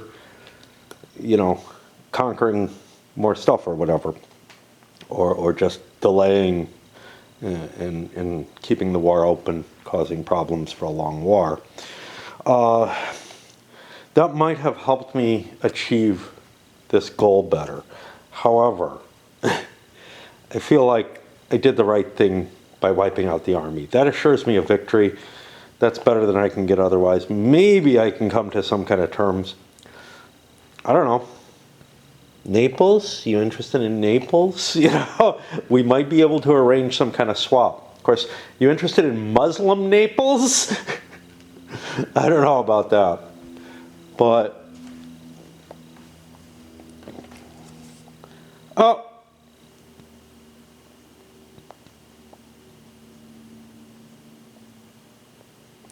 fuck. Did I ever occupy 2 or more of their provinces? I don't think so. I don't think we achieved this. I think we only occupied at most this province. So many little things to remember. You know, again, this is the kind of stuff I'm used to handling after there's peace or whatever. That particular event doesn't work in peace. I really like it though. It gives the Austrians a reason to go to war with the Turks. I don't know how it works in the original EU. If Austria is a major power in that period. I don't think they ever are. Basically, they're an NPC or an NPR, who tends to cause problems for the Turks. But those problems are kind of triggered by Spain, and Spain doesn't necessarily want to do them, and they just get kind of ugly. Quite often, I don't know. The Austrians are pretty kick-ass because here's the thing. In the original EU, the equivalent to NPRs in this, the minor countries, which could include Austria, tend to be very, very powerful and hard to defeat because they don't have a stability problem. Whereas in this game, it seems really easy to beat an enemy. It seems it's essentially the Hungarian problem, right? If you look at the Battle of Mohawks, the Turks came in, they defeated the Hungarian army in detail, they killed the king, which is a big deal, leaving the country with basically a disputed succession situation, and basically took everything over. Austria claimed the crown, but they took everything over. The Turks took everything over. And almost. And if you start, you know, that didn't apply in most cases, right? It was a weird combination of factors that made Mohawks so fucking decisive to the Turks, in favor of the Turks. Basically a matter of a country which was politically somewhat disorganized, the same way Poland would later be, and probably was even at this point, if it had suffered the same kind of loss. Just because of the very feudal structure and everything, it was very non-modern. Combined with the complete destruction of their army, essentially, and the loss of their ruler, with no heir, with no reasonable heir.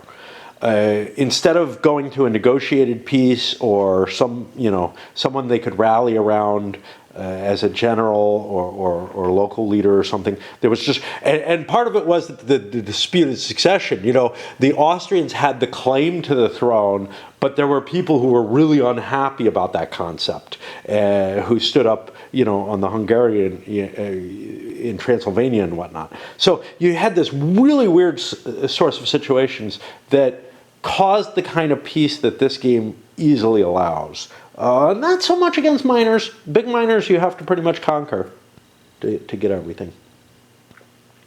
So I don't know. I don't know what I'm talking about anymore anyhow. Where's the boat?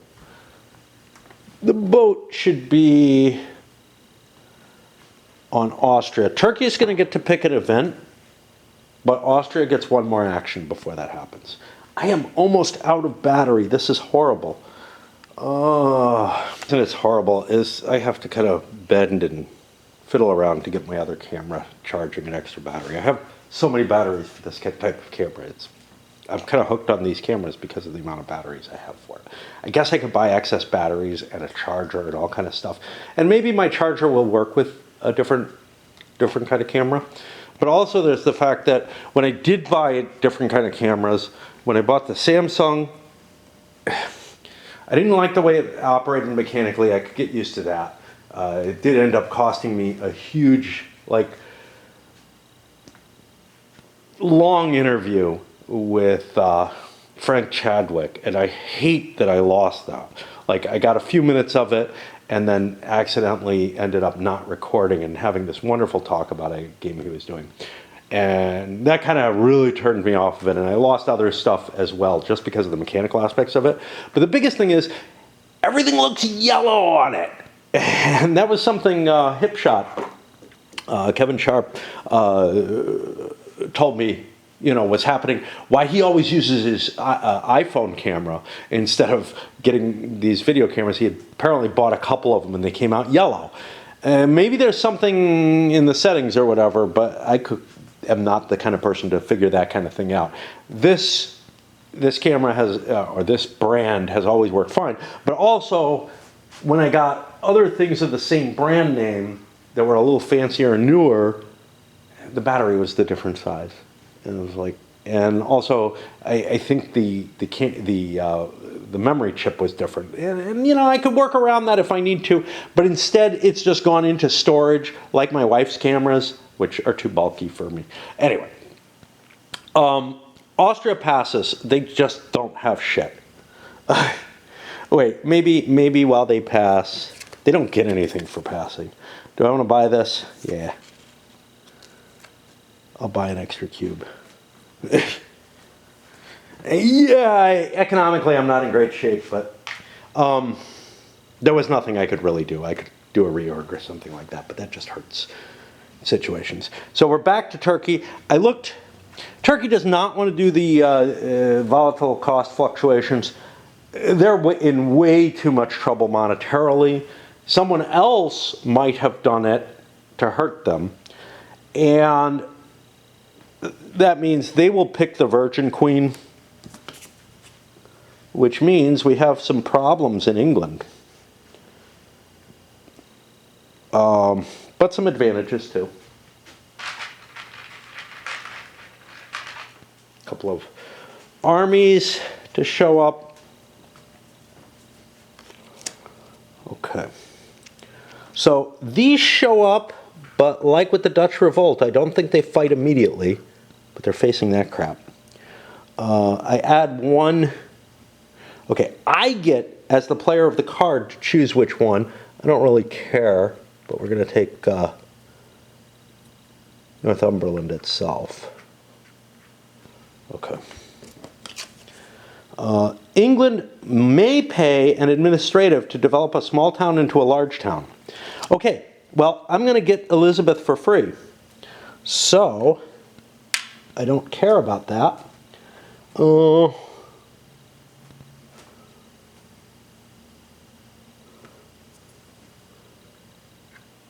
Turn Essex, I guess. Doesn't really matter much. You know, there's some kind of, hey, this is over here. You know, do I want to spread out my big towns or have them all in one place? I don't know. That's hard to call. All right.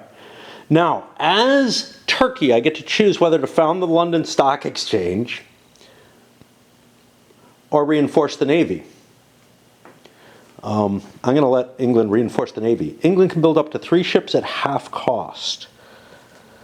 Yeah. They will do that. 3 light ships costing $6 is a deal. I don't have to deploy them at sea even, although there might be advantages to doing so. Right now I have 3 ships at sea. I'm going to put one in the Dogger Bank.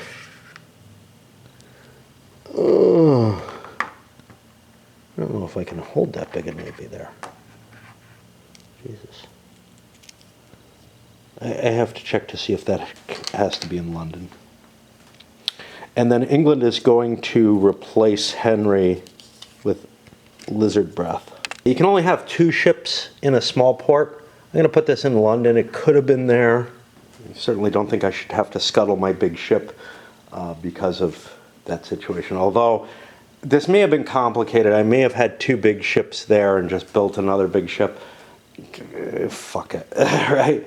For these, I'm paying $2, which means I'll put my light ships both here in Wessex. This is reminding me of the game Armada, where you really have these like limits to the size of fleets that can be in port. And you have the English fleet spread all over the place. In the original EU, you can have 2 fleets, I think, in any port, and those fleets can be quite large. They're up to the national limit in size of ships in a fleet. You very seldomly have more than 2 fleets in the game. So this kind of arrangement, which is very correct, is not really an issue in the original EU. All right, where am I stuck? I think the only thing remaining to do is to slip this under here. And by the way, I think I have essentially infinite battery supply. Well, not quite. I have run out where both of those were still charging. But it's pretty, you know, that one's probably pretty close to charge by the time this thing runs out. Okay, so we have one more thing we have to do, which is we kill a cardinal, and this I think will be the rightmost, because no player gets to choose this. I'm going to pause at that point because then we're going to the end of the turn sequence, which I don't feel like dealing with right now, but I really did feel like playing out this war and then some of the after effects. I mean, why not? Okay, what is this? Auto resolution, remove the rightmost one belonging to the PR with the most of these. Everybody's got the same number. So that is, Poland loses a cardinal. Not a lot left. The old men are dying. When I say I would rate this a 9, it might actually deserve a 10, but here's the thing. The way I do my ratings, so under BGG's rubric for them, it probably would deserve a 10 because, like, for the size of game and whatnot. And, you know, I'm not always willing to play something this size, but these are the most attractive to me in a lot of ways. And for the size of game, yeah, I would be really, really into playing it right now. Whereas if I look at EU, the old EU and Le Grand Caire, both of which I've rated 10s, and maybe La Révolution Française and whatnot, actually their ratings should probably be depressed because I'm less likely and or interested even in replaying them. In each case, I've played them so many times that what I would be doing is really ramping myself back up to the excitement level where I'm at with this, which is, oh, I want to tinker with this and make it better and whatnot. With those games, I've done the tinkering that I was willing to do on a light level and without like changing and violating rules too much. But with this one, I feel more comfortable with tinkering with the actual, with some actual aspects of the game, like trying to make the cards work differently and whatnot. I actually don't feel like the core mechanisms are things that I would tinker with at all. Whereas that's the thing with with the other games, I feel like I have to tinker with the core mechanisms of the game in order to get something that works a little better. And for a long time, my desire to play that, maybe making little around the edges tinkers to try to get a better understanding of how I would tweak the full game, tweak the deeper layers of the game, it became kind of, you know, that was an appeal. And at this point, I know I'm so far behind, I've not played either one in like a decade, that I'm a lot less, you know, willing to invest the effort to get back up to the level where I want to tweak with them. Whereas with this, you know, it's new to me and everything, so it's more exciting. I don't follow that though. With those others, it's that they had over a course of a decade or more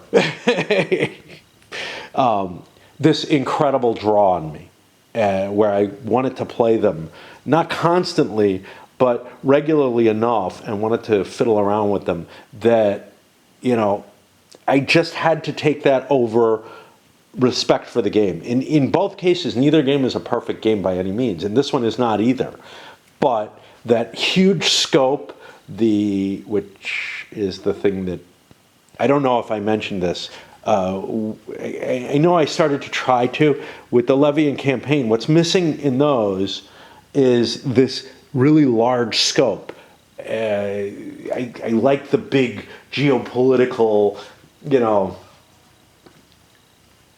large footprint in both time and space, grand actions happening over the period of the game. I like that so much. That just draws me into a lot of games. There aren't a lot of games that I rank 10s that I would say don't have that in some aspect or another. Maybe 1856, although you could argue, well, that's a fairly large period of time, and it's it's a big hunk of the railway industry and everything. Yeah, you could argue that kind of stuff, but that's hard to say. La Révolution Française is really looking into, a junta style scope, so that doesn't feel quite the same as the others. But yeah, so many of them, empires of the Middle Ages, Europa Universalis, La Grande Guerre, but it's a whole war, just really pull me in such an exciting fashion. And I think this one has that capacity. The question is whether I have the time and, I mean, I have as much fucking time as I need, probably. But I also have more games than I need. Stellar Horizons, which drew me, and I think I put a 9 on that as well, I didn't end up playing again, right? So, this might end up not getting played again, even though I ache to already to jump right into another game. And honestly, Invasions was drawing me in the same way. I was like, well, okay, I can't figure it out, but maybe if I play it again and start tinkering with it and whatnot, I will get something that I really am addicted to in the same way. Anyway, always have to chatter. The board situation and whatnot, Poland is starting to feel some sort of maybe regret that they didn't take up Austria's offer. It's kind of an interesting situation because I didn't even roll a die for the Poles, but it's almost like personalities sort of arise from this. I could see Austria making that argument. Look, Turkey's ahead of us. If we don't stomp them, they're going to do better than us, perhaps. But Poland was looking at it as, you got an equal shot against them. You have more to gain than I do out of this. I don't know, man. What am I getting out of it? I can just see these kind of discussions happening, and finally, just let's move on with the game, man. You guys are delaying it. Make your minds up. Yeah. Somebody ought to be paying a cube or not if you're going to talk this long. Well, somebody ought to be paying a cube if you're going to talk this long. Anyway. Wow. Working my way through the Peace and Rebels phase. Casus Belli, truces went away. Rebels siege and move. We had one pair of rebels here. They took that city. They're in the same space with an unrest thing, so they can only stay in place and siege, even though they can only siege one thing. Now, this leads me to the whole, gosh, I don't understand what's going on, because those rebels showed up in a situation in which there was an army there, right? So maybe they should have fought that army. I can't find anything that supports that. So this is kind of the one situation where I don't even think it's possible to attack for the English to have attacked these, because there's all these disclaimers about if there are opposing forces in the same space, activating a unit and bringing reinforcements and whatever doesn't generate more fight. It all confuses the hell out of me. I can't find something in the placement of rebels, and maybe it's there. I haven't, looked my ass off recently. I'll admit that.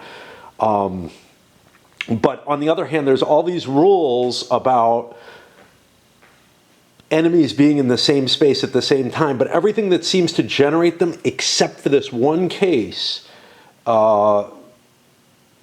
seems to create a situation that can't exist. So what I'm trying to say is that rule, which is repeated in a number of places, that when you move into an area or when you declare war or whatever, well, not when you declare war, when you move into an area or, I'm trying to remember what else there might be. If there's enemies in that same space, you don't actually generate a battle from it. The only way that seems to apply, the only condition I've run into in the game that causes this is placement of rebels. Pretty much the only time rebels are placed that way where it doesn't apply is by card. Maybe I'm missing something. Maybe it's in the event card section. I don't fucking know. And this is where, although the game isn't that bad across the board with stuff, but it's where I feel like, underlying principles would make sense, but I can't make the sense out of that one special rule except to generate this. But this creates an impossible situation for the British. Basically, they have to get these forces out of there or disband them or something and move a new force in order to fight those rebels. I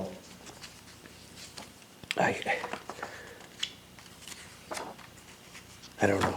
I don't know where to find this. So one thing is here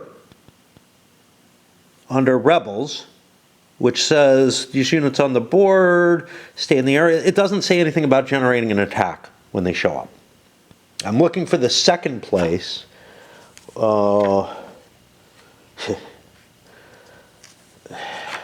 Which would be event cards, and I can't seem to find.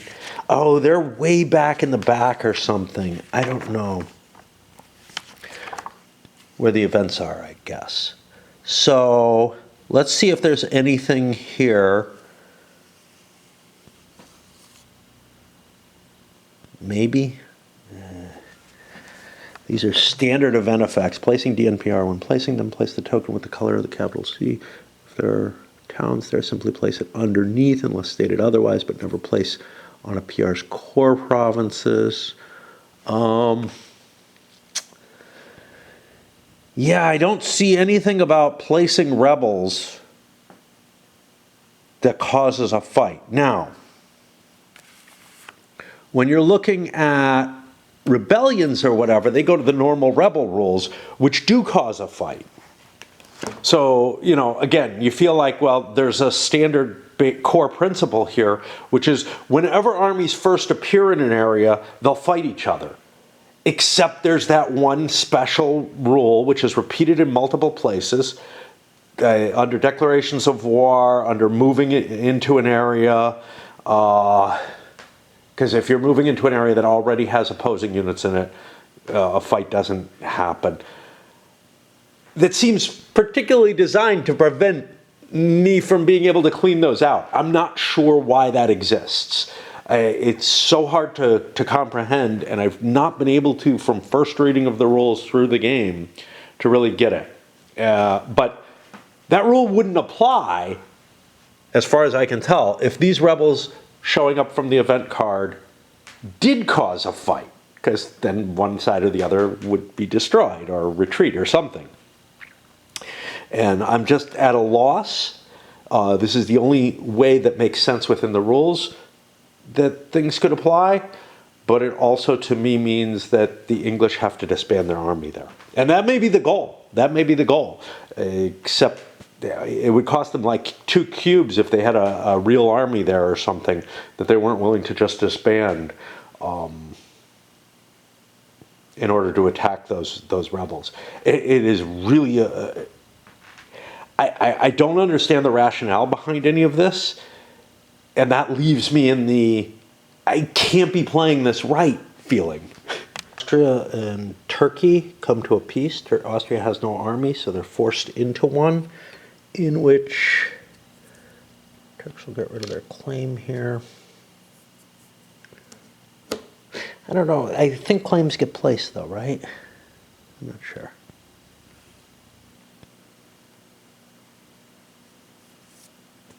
No.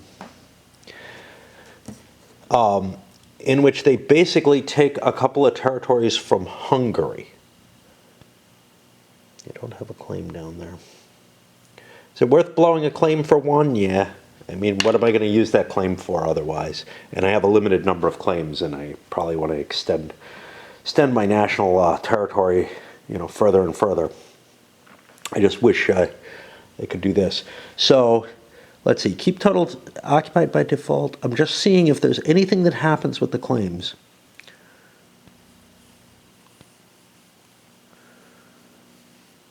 PRs made by discarding a claim from any areas where they have gained provinces. Remove that. Those who lose as a consequence of this may place claims in which they have lost at least one province. This is actually losing, vassals too. So, Austria does get claim to, well, we already have a claim there, but we do get claim over there. Okay. Oh, God. I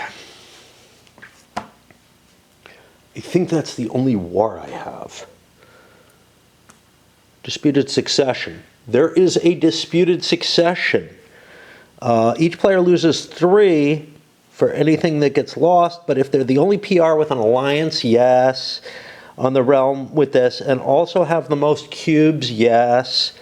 Okay, so that disputed succession, which was hit on Poland, that I thought was a nastiness, it has no effect.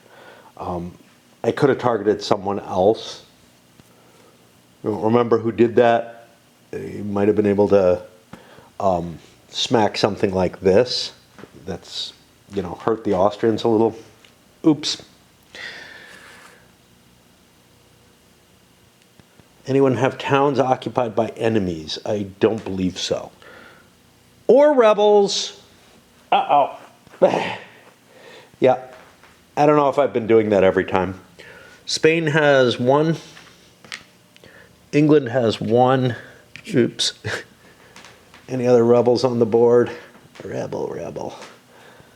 Funny thing is, if the town actually just revolts and you lose it, you don't lose anything except the town. Oh, we have another piece to handle here. I forgot the Poles captured something. Oops. Yeah, we get rid of the claim there in order to clear that occupied marker. Well, in order to clear the unrest. The occupied markers go away. Is there something else that happens here? I feel like something does. Cubes go away. That I had for having taken those. Okay. The occupied marker. So one thing is, in terms of components and whatever, these nice big, your wooden piece on top of another person's wooden piece when you capture something of theirs. That looks pretty obvious. When you're sitting on top of a vassal or an occupied marker, it's a lot, because they're thin, it's a lot harder to tell that you've conquered something. And that may be, I think the deluxe version is the only one that comes with these wooden pieces. I'm not positive about that. But I think the other versions come with tons and tons of counters. I actually think, given some of the issues that I've been seeing, but most of them are with the actual counter mix being too small. rather than, you know, these wooden pieces. The wooden pieces are pretty and everything, but by having different representations, well, different visual cues, like, oh, tall stack of 2 wooden pieces versus having to look for counters underneath, they actually make it harder. Either, you know, clearly tall stack of wooden pieces would be optimal, but if they can't do that for everything, it might have been better to just go with counters. I'm not sure. Nobody's got an interregnum. Now it's religious dissent time. What, if anything, has happened? Some stuff has. The French went into unrest but recovered from it. Spain, that province is still a problem. Did I lose anything? I lost a province completely to the Dutch, and they've been expanded because of that. English, some unrest showed up that I wasn't able to cope with. Austria, Cremona has declared itself free, whereas the rest of their vassal is okay, as is that. Just trying to see if I screwed something up, and I think I'm okay there. Poland's in relatively good condition. We regained Königsberg on the die rolls. Can't re-roll those because they're not my provinces, so I got really lucky with those. And elsewhere we're down to 1 unrest, which is kind of cool. Turkey, don't think anything too terrible happened. We have some unrest showing up, but again, that tolerance is really powerful. First of all, the religious issues, 2 areas don't count, which is great. And then when I'm rolling the dice, I got a couple of re-rolls in play. So that's pretty strong. That's going to put me to income and upkeep. I'm in no condition right now to handle that. I'm a little frazzled. Plus, I've got my addiction going. With all this unrest, reminds me more of empires of the Middle Ages than honestly it does of EU. Again, it has to do with what you expend for your military activity in this game compared to in the EU board game. And I think the computer game. I really don't think that I don't remember that taking action with military units required a resource other than your money. You spent money to campaign, but again, maybe in EU4 or whatever number we're on now, 4 is the highest that I think I have. Maybe things have changed, but in the original board game and in the early versions of the computer game, I think when you moved units, you had to maybe pay something to move them. It's hard to tell in the computer game because stuff just happens, and maybe you get a pop-up saying, you don't have enough money to do that, and you're like, oh, okay. I'll wait a little bit and then do it. But in the board game, you had to have the money to conduct a campaign. And so the way you dealt with rebels in that was you sent a military force in to deal with them. And I think the computer game worked the same way. It would fight the rebels. Here, you conducted a minor campaign in the area. You could do it in all the areas. It wasn't like dealing with an enemy, at least the way I played it. It wasn't like dealing with an enemy force, an enemy nation, where you were only allowed to really invade one territory at a time. You were allowed to sweep your forces all over the place. And basically the size of your unit, if you had an army present, i.e. something that didn't qualify as a detachment. Detachments were, 10 strength points with no artillery. Anything else qualified as an army. You would roll a die and compare the strength of the forces you had to the size of the rebellion, and it would just quell it. And for the most part, they were fairly easy to quell, except in some really hideous situations. Things like the times of trouble in Russia, which were really problematic. Stuff surrounding the 30 Years' War. You had so many rebellions, not rebellions, unrest markers. Rebellions would actually create rebel armies. which you would have to fight in the field. And they could get created off the suppression table if you tried. They could also be created by the unrest growing enough. Here, and again, the time scale is different. It's much, much larger each turn in this. Well, each set of rounds in this compared to a game turn in the original. A game turn in the original was 5 years. In this, it's 1/4 of an era. Eras might be like 60 years, so, you know, you're talking maybe 15 years in each set of rounds. But it feels like I can do less in each set of rounds. It feels like maybe multiple wars are encompassed in a single war. You know what I mean? It's like there's a lot that's being abstracted away here. But the usage of the military cubes just feels very different from how the original game went.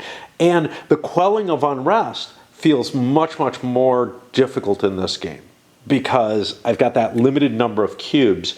I can't just use my cash. Now, sure, your money is limited in the original game too, but you had a fair amount of capability to arrange to do the stuff you needed to do. You know, you didn't roll for, I don't know, technological improvements or put money into diplomacy or stuff if you had some unrest going on because you had to deal with that unrest. Which might relate to the cubes on the board for diplomacy and whatnot, and the cubes in your hand, and the limitation being, you know, somehow all related and everything. I kind of see it. Again, it's a hand-wavy type thing. But I have real problems with how hard it is to put down the unrests here. You could get shit rolls in the other game. But here, it's deterministic and difficult. It's difficult to get enough cubes together to put things down. You can see Spain's just in this horrendous problem. I've got the Netherlands just going to shit. Okay, fine, I give them up. Fine, whatever. You know? But I still haven't even gotten Aragon into control. It's vassals. It's also, I've got diverse religions going on here. Problems Spain just did not face, right? I don't have the Inquisition. My own fault there, right? But yeah, and you know, but other countries, they're doing fine. They're not facing this constant problem. So much of this feels like the ruler having an influence, the ruler in the sense of these cubes, which feels very Empires of the Middle Ages as opposed to EU. EU, sure, the ruler had influence on some things, but not so much in calming unrest. That was purely a military action, which meant it didn't use whatever those cubes represent in this game. I don't know which one makes more sense, honestly. I really don't. However, the fact that deploying your armies and actually, you know, activating on the field or anything, and being basically an inactive power if you don't have military cubes, it's interesting. It's interesting. It's a very different flavor. I can't pull away from thinking about it. I walk downstairs and I have a thought. One other difference between the board game and this. In this, these dynamic non-player realms are very limited. Okay. In a way that's fair. There aren't a lot of realms that, you know, expanded and started doing lots of stuff.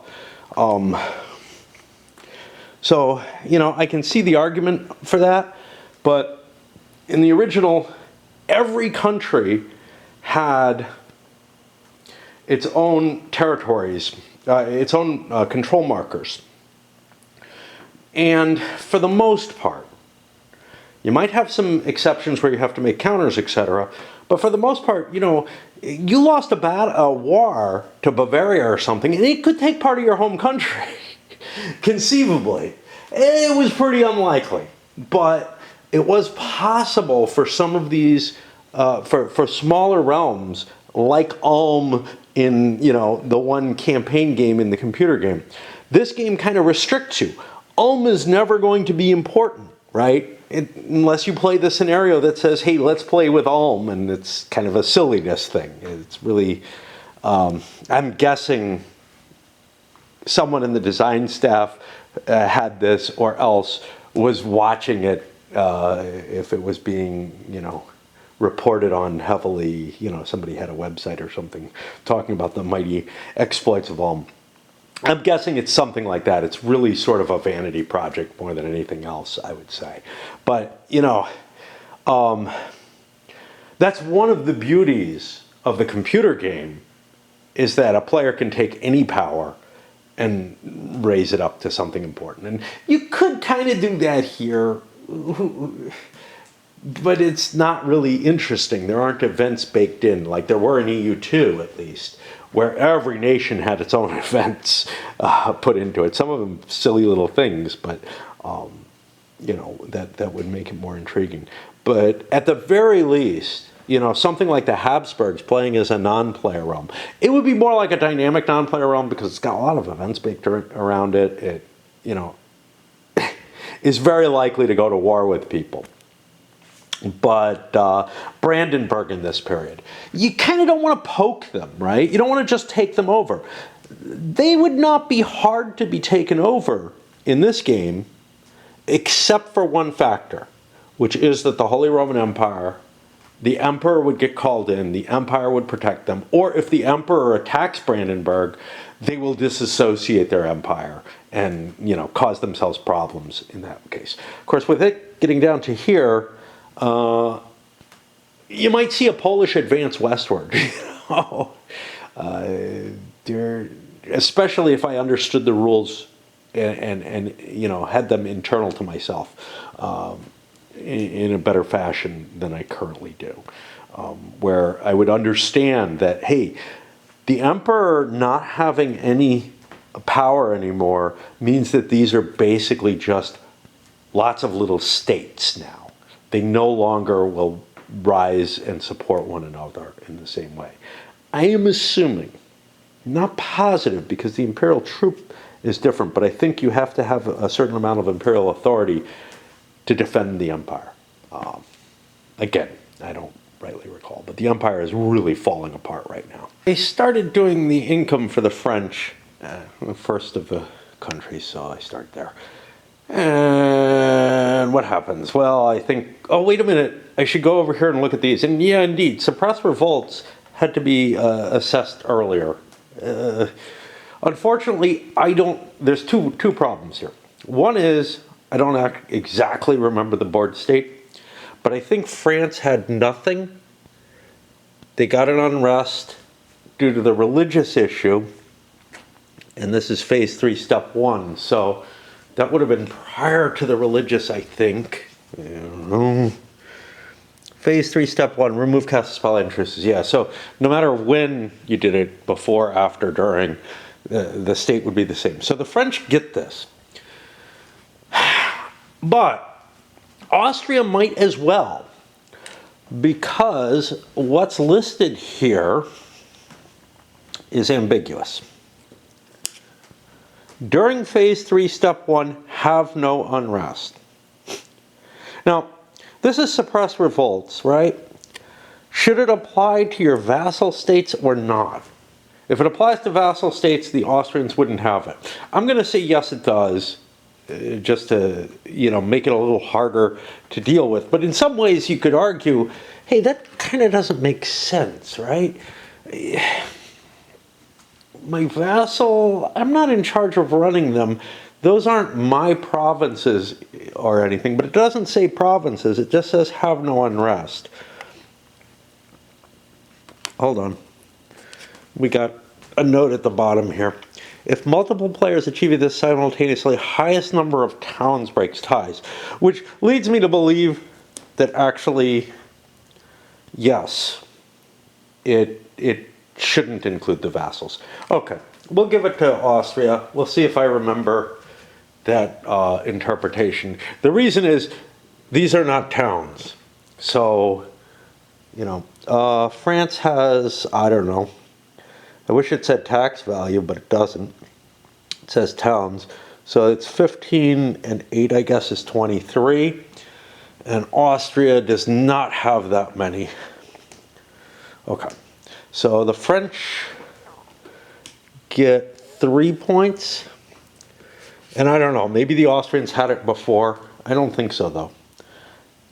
And the Austrians get the next value down, which is 1. And is it just the first 3 who get it? They also both get 2 military cubes when that's assessed. I don't know if that clears the card and just makes it go away. That's, let's look for missions. Let's put something so I can find my page. Oh, God. I should have my good glasses on. I almost never wear them, though. 8 and 42. 42 is the one I think I'm looking for. What am I completing?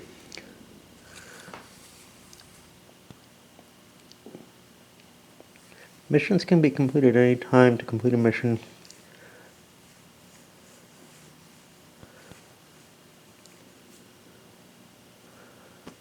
yeah. Oh boy. Okay.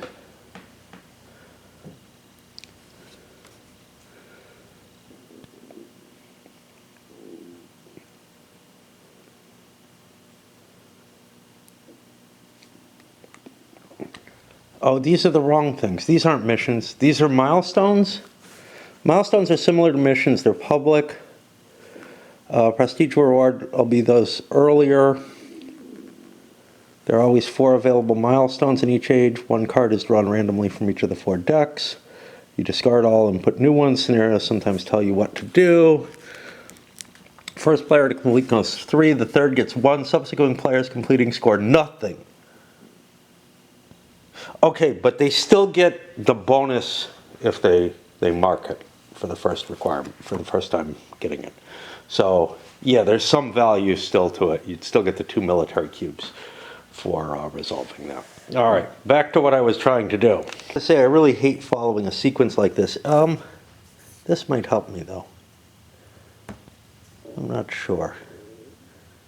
It doesn't have the score prestige directly on it. Oh, that's cleanup phase. I did that as well. Income and upkeep. I need this for the income and upkeep. I don't know. I really don't know. But anyway, we pulled in we netted $28, which is great. Doesn't matter towards those now. Mattered one in one age, not this one. Progressing along just fine and everything. I mean, you know, for a low stability, they seem to be doing okay. England, yeah, they have the -2 on the stability here. Oh, by the way, Spain has the papal carrier. They got an extra cube, but they lost a cube, so I traded it out. They lose 1 for the stability. England, who's not looking to do too badly, as far as I could tell, other than on the victory point chart, their net income was only $2 this time. That's not good. Obviously, yeah, I'm making the majority of my money off trade, but it means that I have to spend cubes to get my income in. Whatever that means, I'm not sure it makes a hell of a lot of sense, right? If you think about the original game, and the computer game for that matter, you don't have to do something. Once you have your merchants kind of out on the board or on the screen, they just sort of produce you money. You might have to do things to keep them alive, but here you got to trigger off one of your actions. Of course, it's one of your diplomatic actions, which probably are the weakest otherwise, so it's kind of okay in a sense, but it does mean that, you know, on a short turn or something where I have things to do, I have the choice between collect money or do the things I need to do, and I probably need to collect money instead. Is really struggling after the effects of this turn. Imperial authority is down to 0, which means my army has decreased in size. My cube supply has decreased somewhat. I also gain a bonus equal to imperial authority to tax. I don't get as much tax income. I got like $11. I also noticed something new though. Increase imperial authority 1 plus the current imperial value. I don't know if that's anywhere on here. I don't see it. There should be, I don't know, special abilities. The papal and imperial abilities should be on the player aid card, because first of all, the two people might not both be sitting right next to the status mat where the information is present. Of course, those player aids are pretty damn busy with information, but still, it's you know, you get so used to looking at the menu, either in the rule book for the order while I do the sequence of all this, or here where I'm looking through this menu to see what I have. Uh-oh, my tea's going. It is relatively stable and nice looking. Their army seems a little small. They have a lot of territory, but they haven't vassalized much. And, you know, it's running around 12, which is around the size of the Austrian army. It sounds small for like the Great Polish Army, which, you know, saved the day a couple of times on sieges of Vienna or whatever. But you have to remember, I don't have all this. Poland, the Commonwealth hasn't been formed. And I don't know, I'm trying, but it's hard. It's really hard.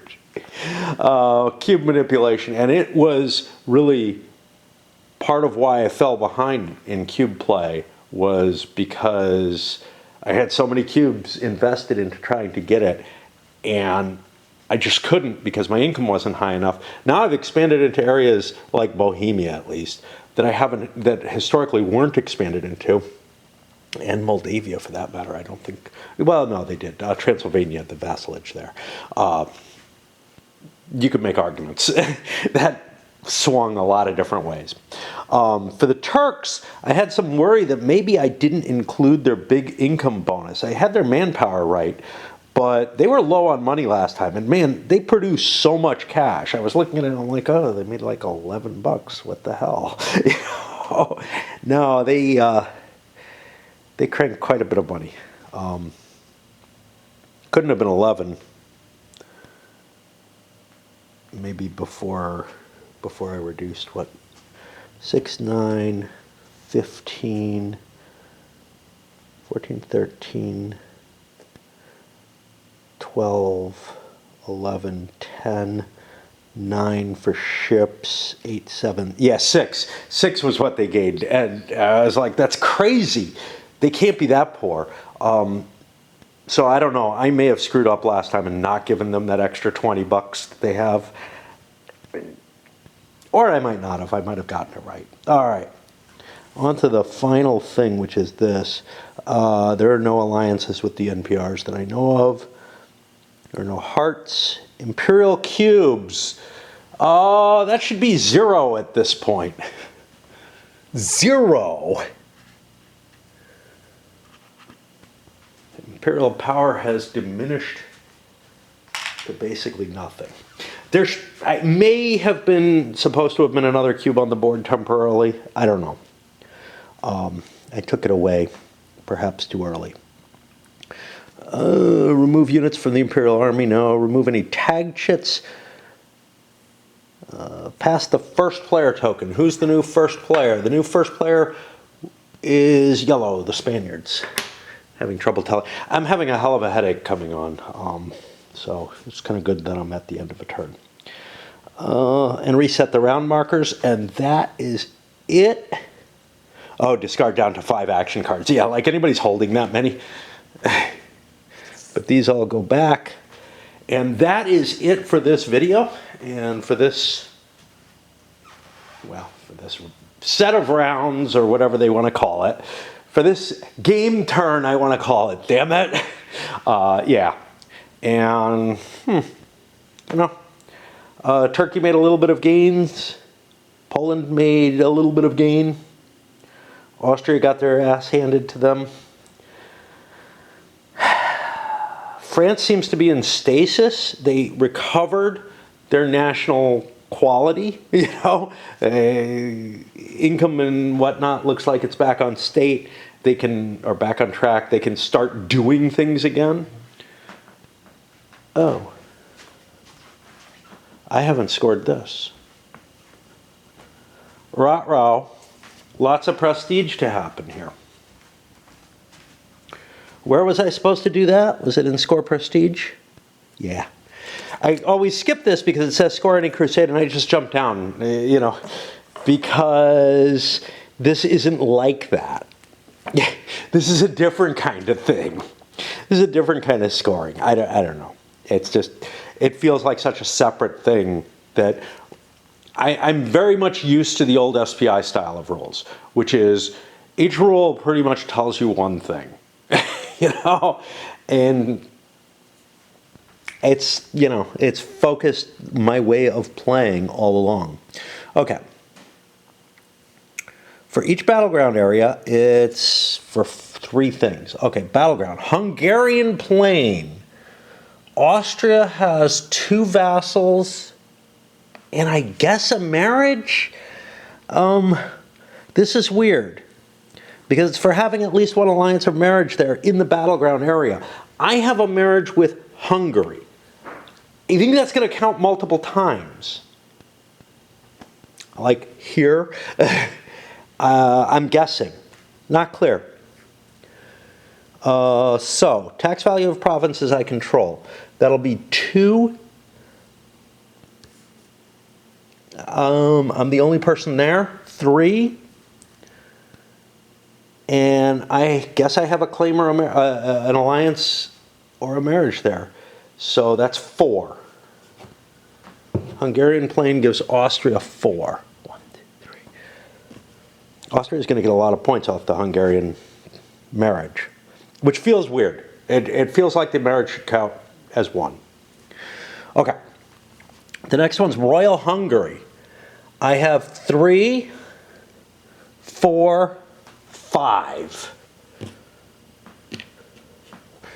And unlike the original EU, I feel like the scoring in this game is reasonable. Although, poor England, I don't know what they did wrong. They don't feel like they're doing all that poorly.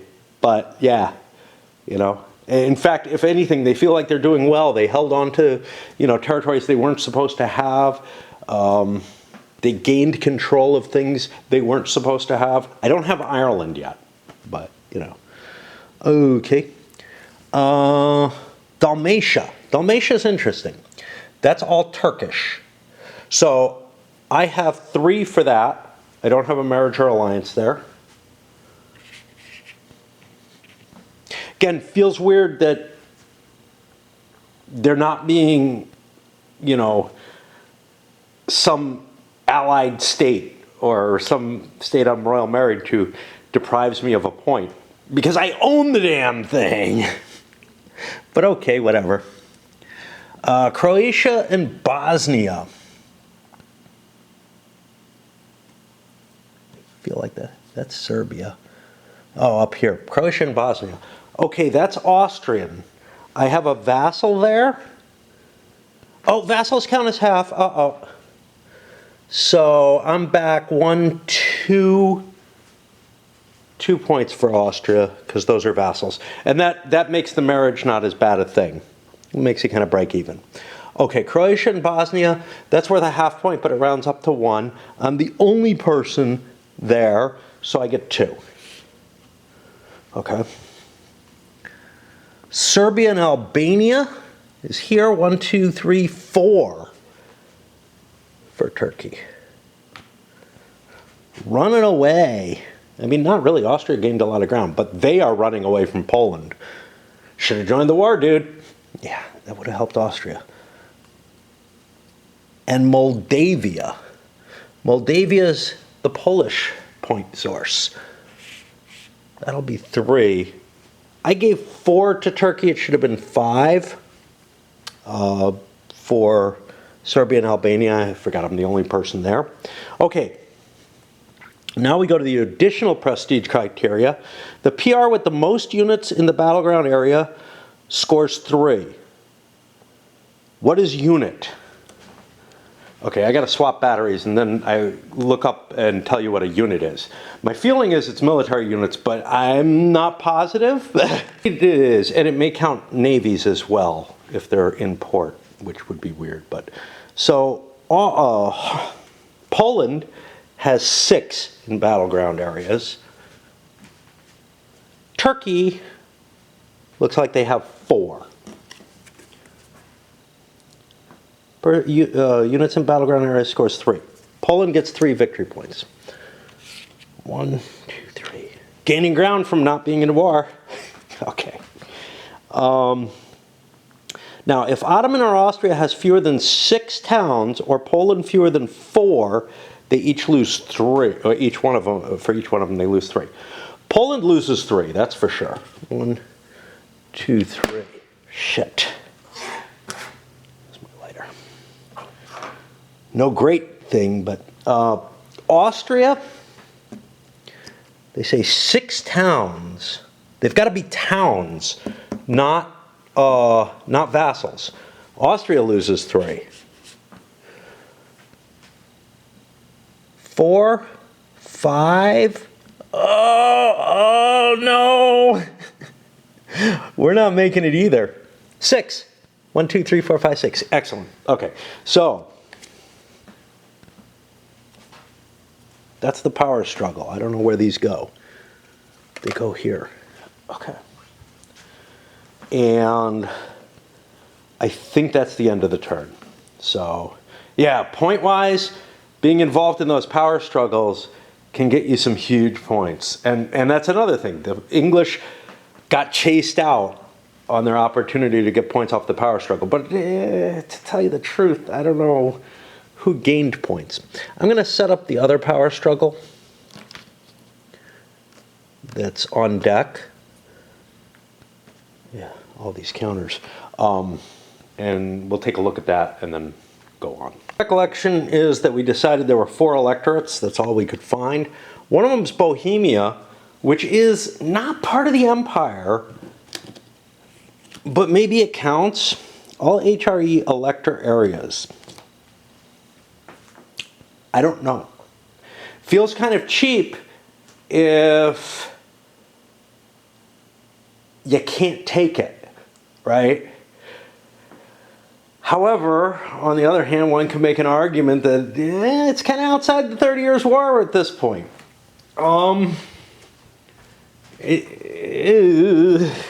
Let's look at the HRE lands. Do they talk about elector areas are indicated on the board by the Imperial Eagle? These areas, I wish they told you how many there are. These areas are of extra importance to the emperor and anyone with ambitions to becoming the emperor. To count as an elector area, it must contain the capital of at least one HRE member. If such capitals are owned by realms whose capitals are different, the area is not counted. Yeah, I think it's not an elector area. Sucks to be Poland. You don't get points because you were too effective. I mean, it's fair. I'm not part of the empire. That's the argument I'm making. However, in terms of total power politics and everything, gaining that seems like it should be important. Okay. If 3 or more elector areas, there are only 3, increase the imperial power by 1.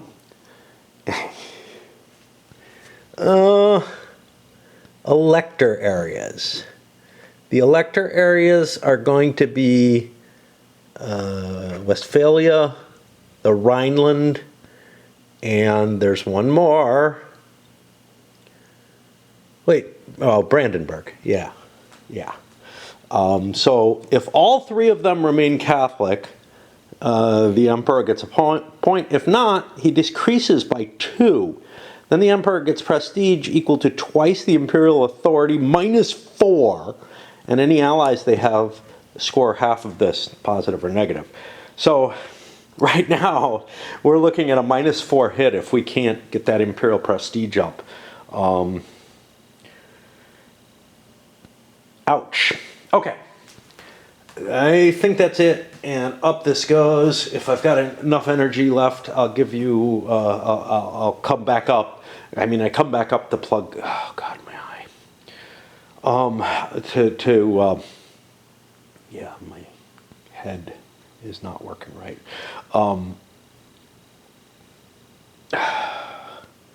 To give you the summary before the next turn, I don't know if I'm going to be in good enough shape, to be honest.